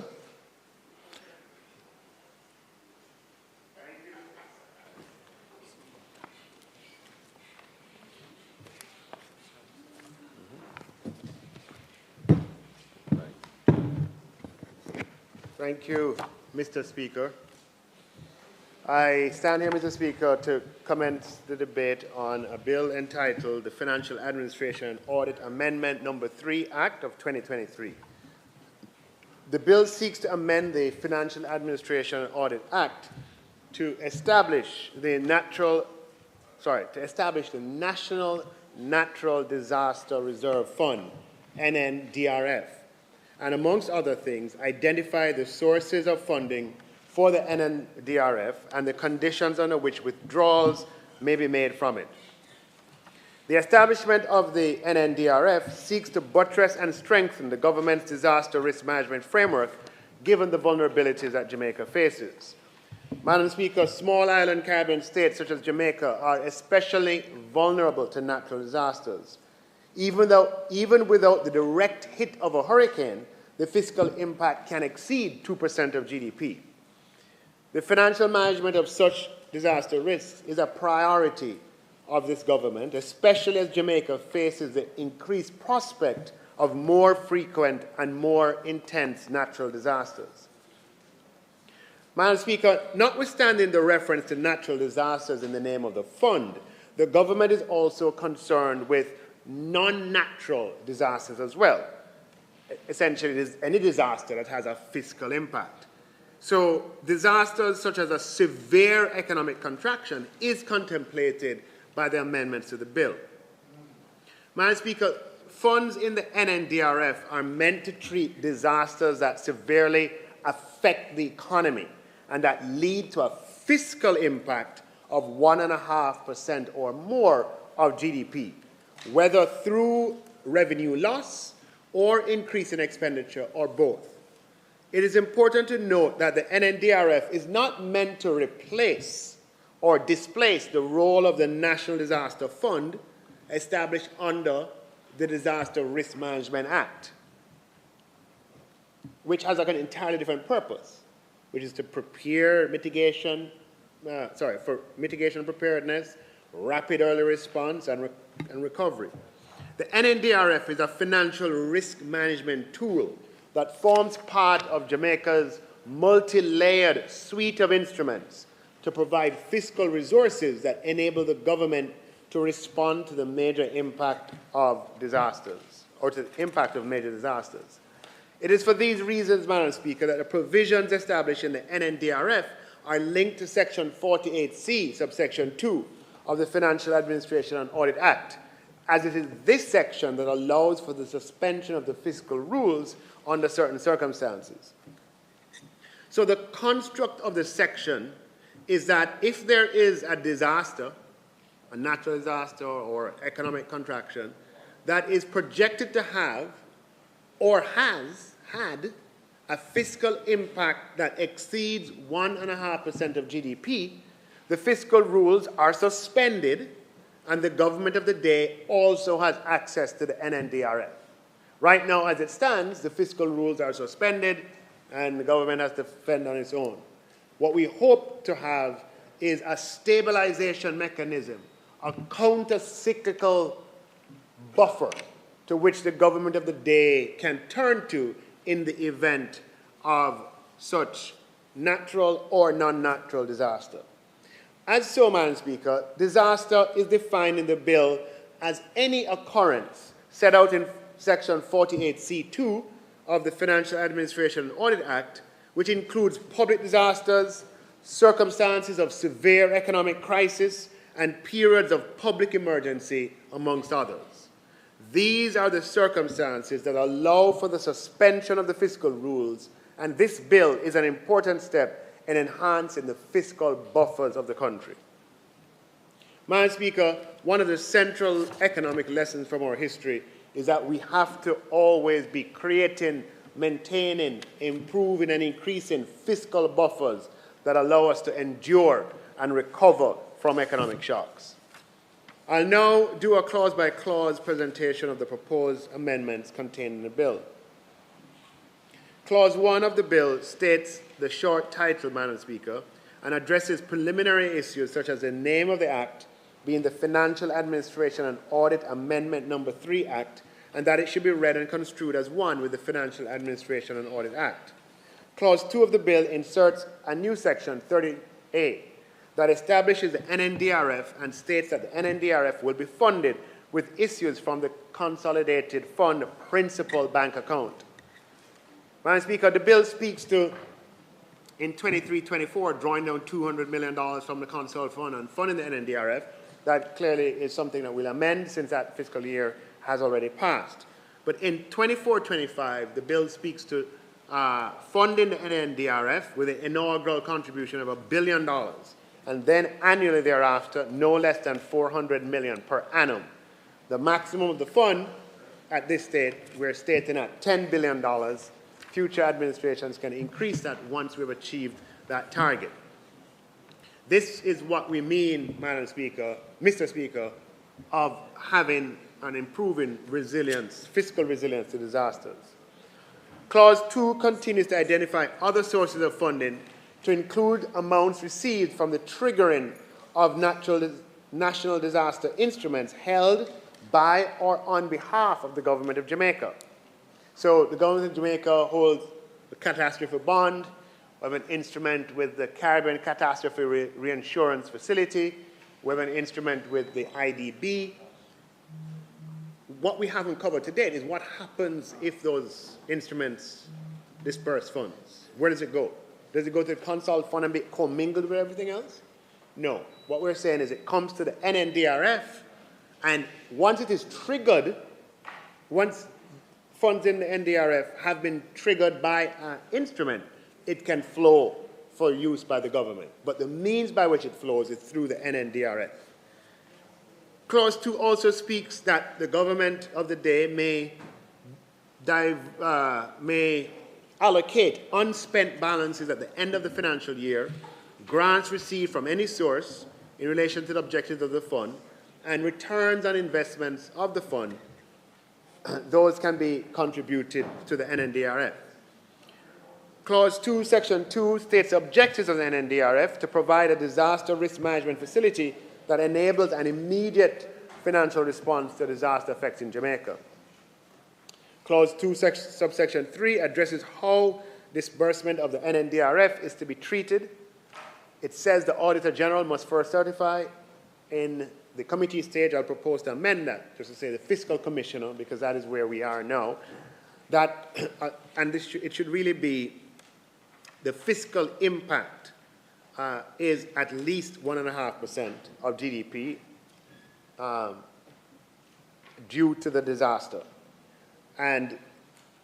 Or, as I mentioned earlier, disbursements may occur if the NNDRF is in receipt of funds from one of the instruments that Jamaica has in place to cover us from the risk of natural disaster. Madam Speaker, to foster transparency in the management of the fund, Clause 2, subsection 4, provides that where a disbursement is sought to be made from the NNDRF, the Minister shall, as soon as practicable, lay before this Honourable House a statement of the sums disbursed, and the sums so disbursed shall be included under the appropriate head in the next appropriation bill or supplementary appropriation bill, as the case may require. So the government of the day would have immediate access to the funds under the disaster, but would have to come to Parliament and transparently account for it. Clause 2, subsection 5 defines disaster as meaning any of the occurrences listed in Section 48C2 of the FAA Act. The occurrences listed in Section 48C2 includes public disasters, circumstances of severe economic crisis, and periods of public emergency, amongst others. Clause 3 amends Section 24H of the FAA Act by renumbering certain paragraphs and adding a few words to ensuring that 24H is subject to the newly inserted section. Clause 4 amends Section 24L of the FAA Act by amending subsection 3 and by inserting next after the word shall the words subject to Section 13A1C.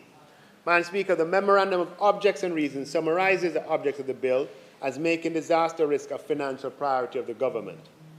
Mr. Speaker, this week, we recognize 20 years since the passage of Hurricane Ivan, which completely devastated Guyana.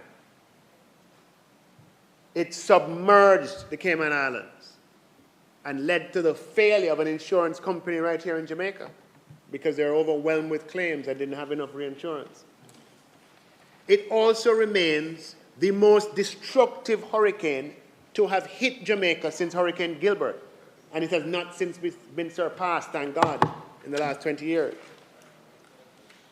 Mr. Speaker, the practice of the past in dealing with these occurrences has been to shift budgetary resources away from planned activities whenever these events happen.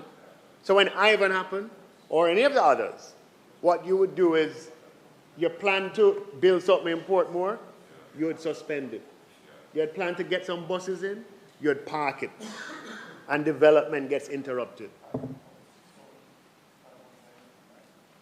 This approach, Mr. Speaker, and we learn from history, as others will learn from our period, we learn from the periods in the past. And what has been clear over decades of doing it in this way is that it sets us back. Our development becomes interrupted. And so now, Mr. Speaker, we hope to plan in advance for these risks. We must take responsibility for our vulnerability.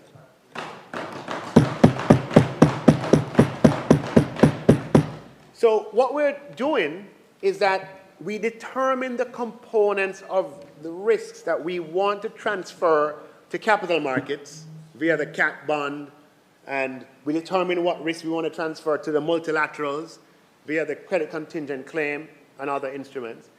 And we determine the risks that we hope that we retain. And we save towards having the resources on island to deal with the risks that we retain. It is an entirely new and different approach, Mr. Speaker. Jamaica is actually pioneering this. The only small country to have this multi-layered approach of different instruments that deal with the quadrant, right, of severity and frequency. Different instruments that deal with different aspects of that quadrant. And the approach, Mr. Speaker, is one where we seek to safeguard our ability to absorb and recover from disasters without interrupting economic stability and without having to shift resources away from planned activities because of the impact of disasters.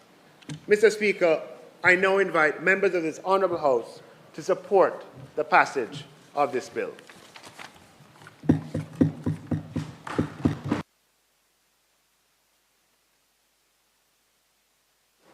Mr. Speaker,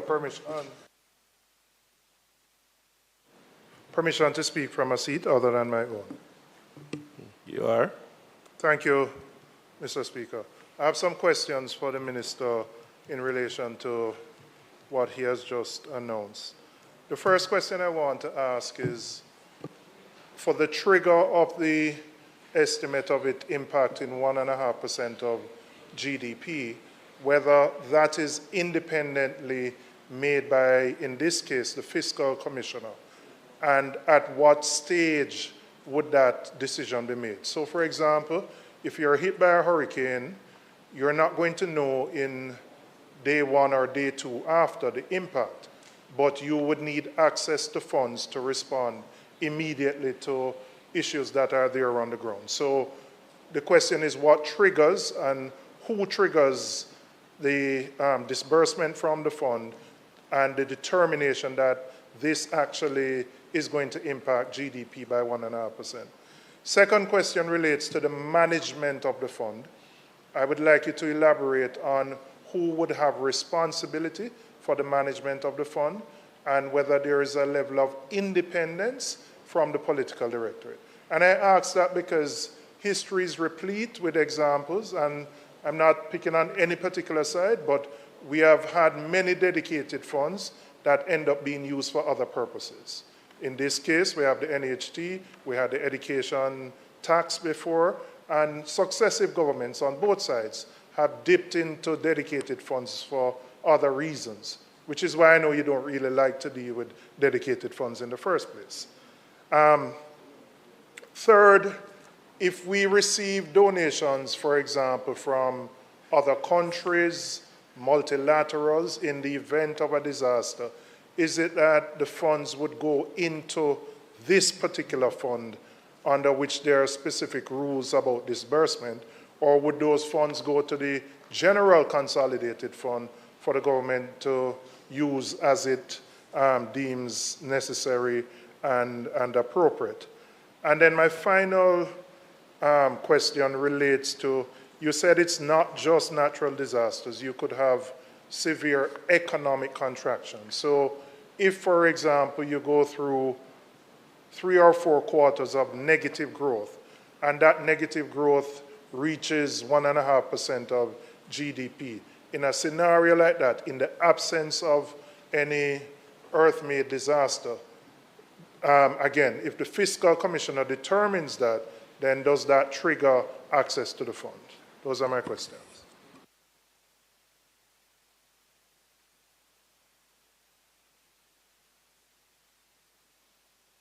No, I don't. He's covered many of the questions. What my question is the time, the reporting time to Parliament. What are the factors governing when the minister had come to Parliament to give that report?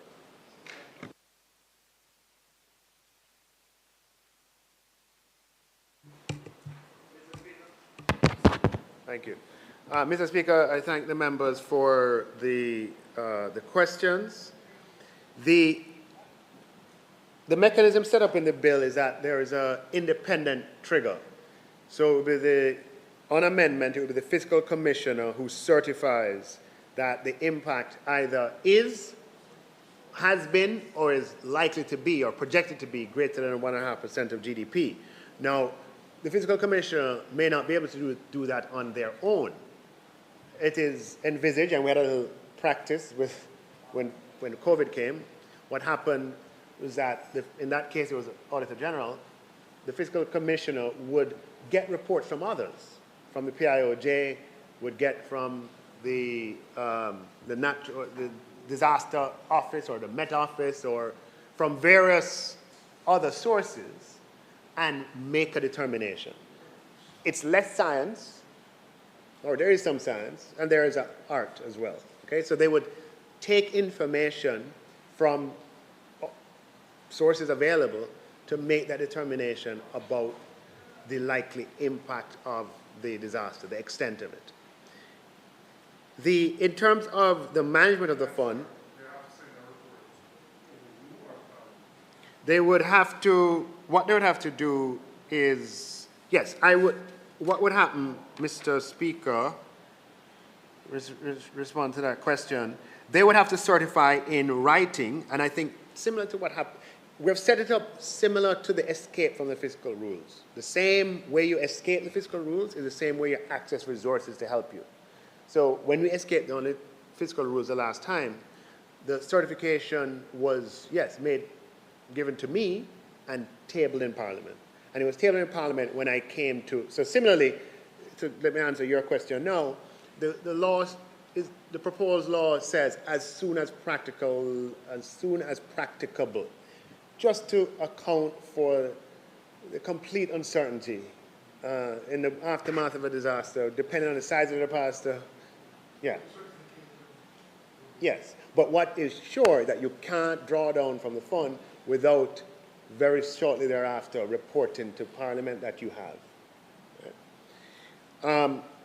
The question about management of the fund, the idea is that we're not going to set up having rationalized public bodies, we're not into setting up another one for this. The funds will be basically held as an account at the Bank of Jamaica. Because of its nature, these are not monies to be invested in illiquid assets because you need to have access to it at any time. So the funds will be invested in liquid securities and bonds and so forth, and it will just be an account at the Bank of Jamaica. The Ministry of Finance will oversee it, but it can't be accessed outside of the legislative means that are provided for in the bill. Right? With respect to the question on receipt of donations, yes.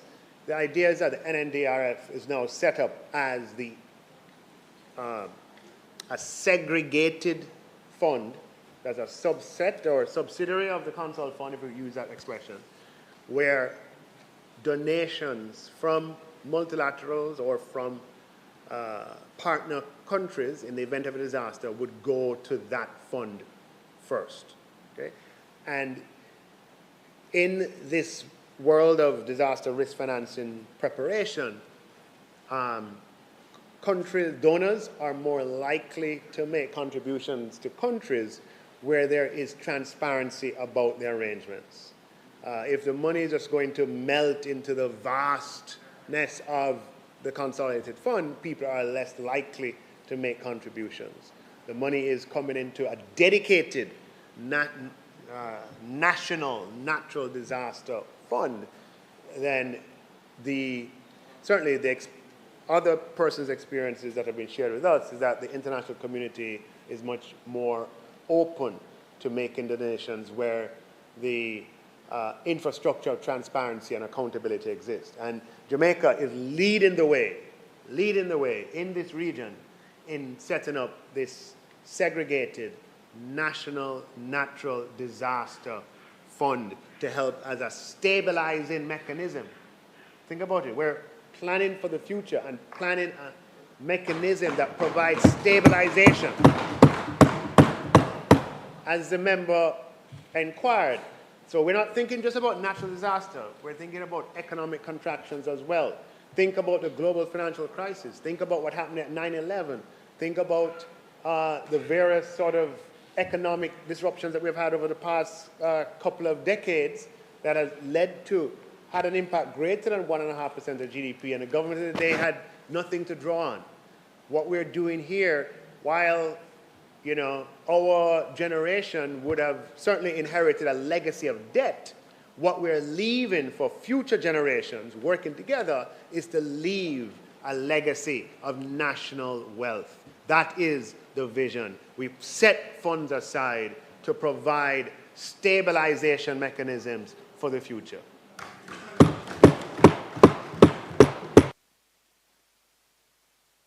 This climate funds coming from climate sources, external climate funding could go through this mechanism, or is it separate? Not specifically, it's funds for disaster. Not some climate funds are disaster related. So to the extent it deals with, disaster, then yes, we would put it here. Yeah?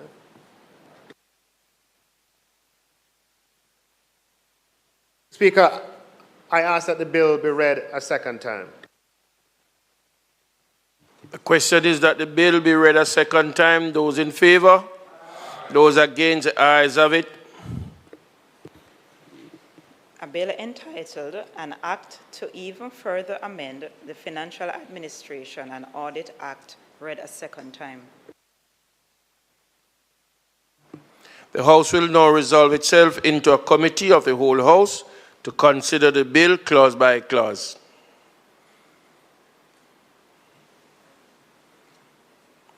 At this time, I put clause 1. Those in favor? Those against, ayes have it. I put clause 2. Just an amendment to subsection 3 of clause 2, 3A. It reads, the Auditor General certifies that a loss of at least 1.5% of Jamaica's gross domestic product is estimated due to the impact of the disaster. I would just like to do just an amendment to have the fiscal commissioner do the certification and just change in the words a little bit. And the words proposed would be the fiscal commissioner certifies that the estimated fiscal impact of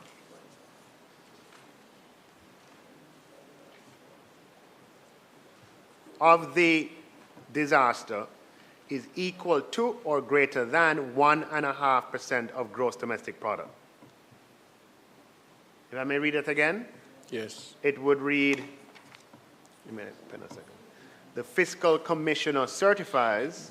Just, Minister? Yes. Just name the clause at the same time. It's clause 2, subsection 3, subsection A. And I'm proposing to delete what is there and to replace it with the fiscal commissioner certifies that the estimated fiscal impact of the disaster is equal to or greater than 1.5% of gross domestic product. The language is equivalent to the language in the section of the Act that speaks to escaping the fiscal rules.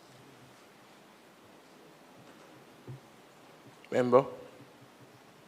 I just have a question here. It's not specific to the bill, but since we're talking about the fiscal commissioner, can you confirm whether the office of fiscal commissioner is fully up and operational? I know we have appointed the fiscal commissioner, we did so last year, but is the office with staff, etc., operating that if we have started the hurricane season on June 1st, hopefully we won't be affected, but if we are in a situation, is the office able to deal with an issue like this? Right, so the fiscal commissioner is appointed and he's working, so if there were an issue, there is somebody we could turn to, okay? The office is not fully built out yet. Just today I had a meeting, just before Parliament, I had a meeting with a consultant who's been appointed to help with the build-out, and he's finalizing his report for June, which will then go to the SHRMD Department of the Ministry of Finance for approval of the posts. And once those posts are approved, the office will begin hiring. So the fiscal commissioner is there. Yeah? So if there were, God forbid, something this season, there's somebody we could turn to. He's not in the most optimal position, but given that he doesn't have his staff and so on, but he is there, and it doesn't make sense to have to come back and amend the bill. Yeah. So if that clause, with that amendment, if we could put clause 2, but there's also another amendment. No, that's for 3. So if we could put an amendment for clause 2, do I need to repeat it or do we have it? Minister? you may repeat it so that in a clearer. So I'm suggesting the amendment, the deletion of section 2, subsection 3, subsection A, and its replacement with the following. The fiscal commissioner certifies that the estimated fiscal impact of the disaster is equal to or greater than 1.5% of gross domestic product. I put clause 2 as amended. Those in favor? Those against? Ayes have it. I put clause 3 as amended.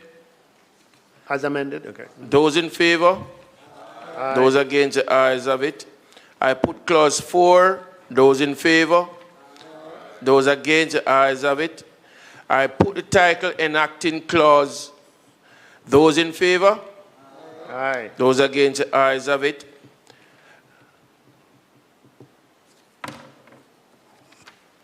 The question is that I do report the bill as having passed committee stage with 3 amendments. Those in favor? Aye. Those against? The ayes have it.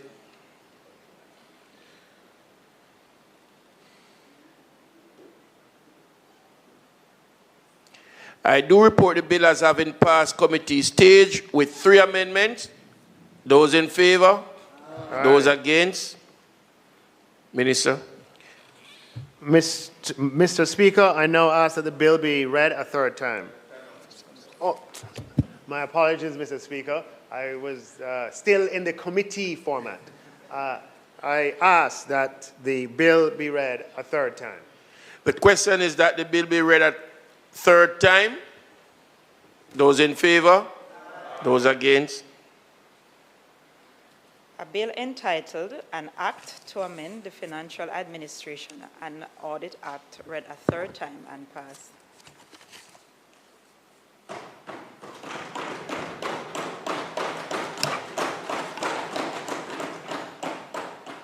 House Leader. Mr. Speaker, it is not contemplated for us to do any further business today. I therefore ask that the House adjourns until Tuesday, June 11, 2024 at 2 p.m. At that time, we will continue the sectoral debate when we will have a presentation from the Honorable Marlene Malahoo Fort, Minister of Legal and Constitutional Reform and Member of Parliament for St. James West Central. Mr. Speaker. Thank you. The question is that the House do now adjourn for Tuesday, June 11th, 2024 at 2 p.m. Those in favor? Aye. Those against? The ayes have it. This House now stand adjourned.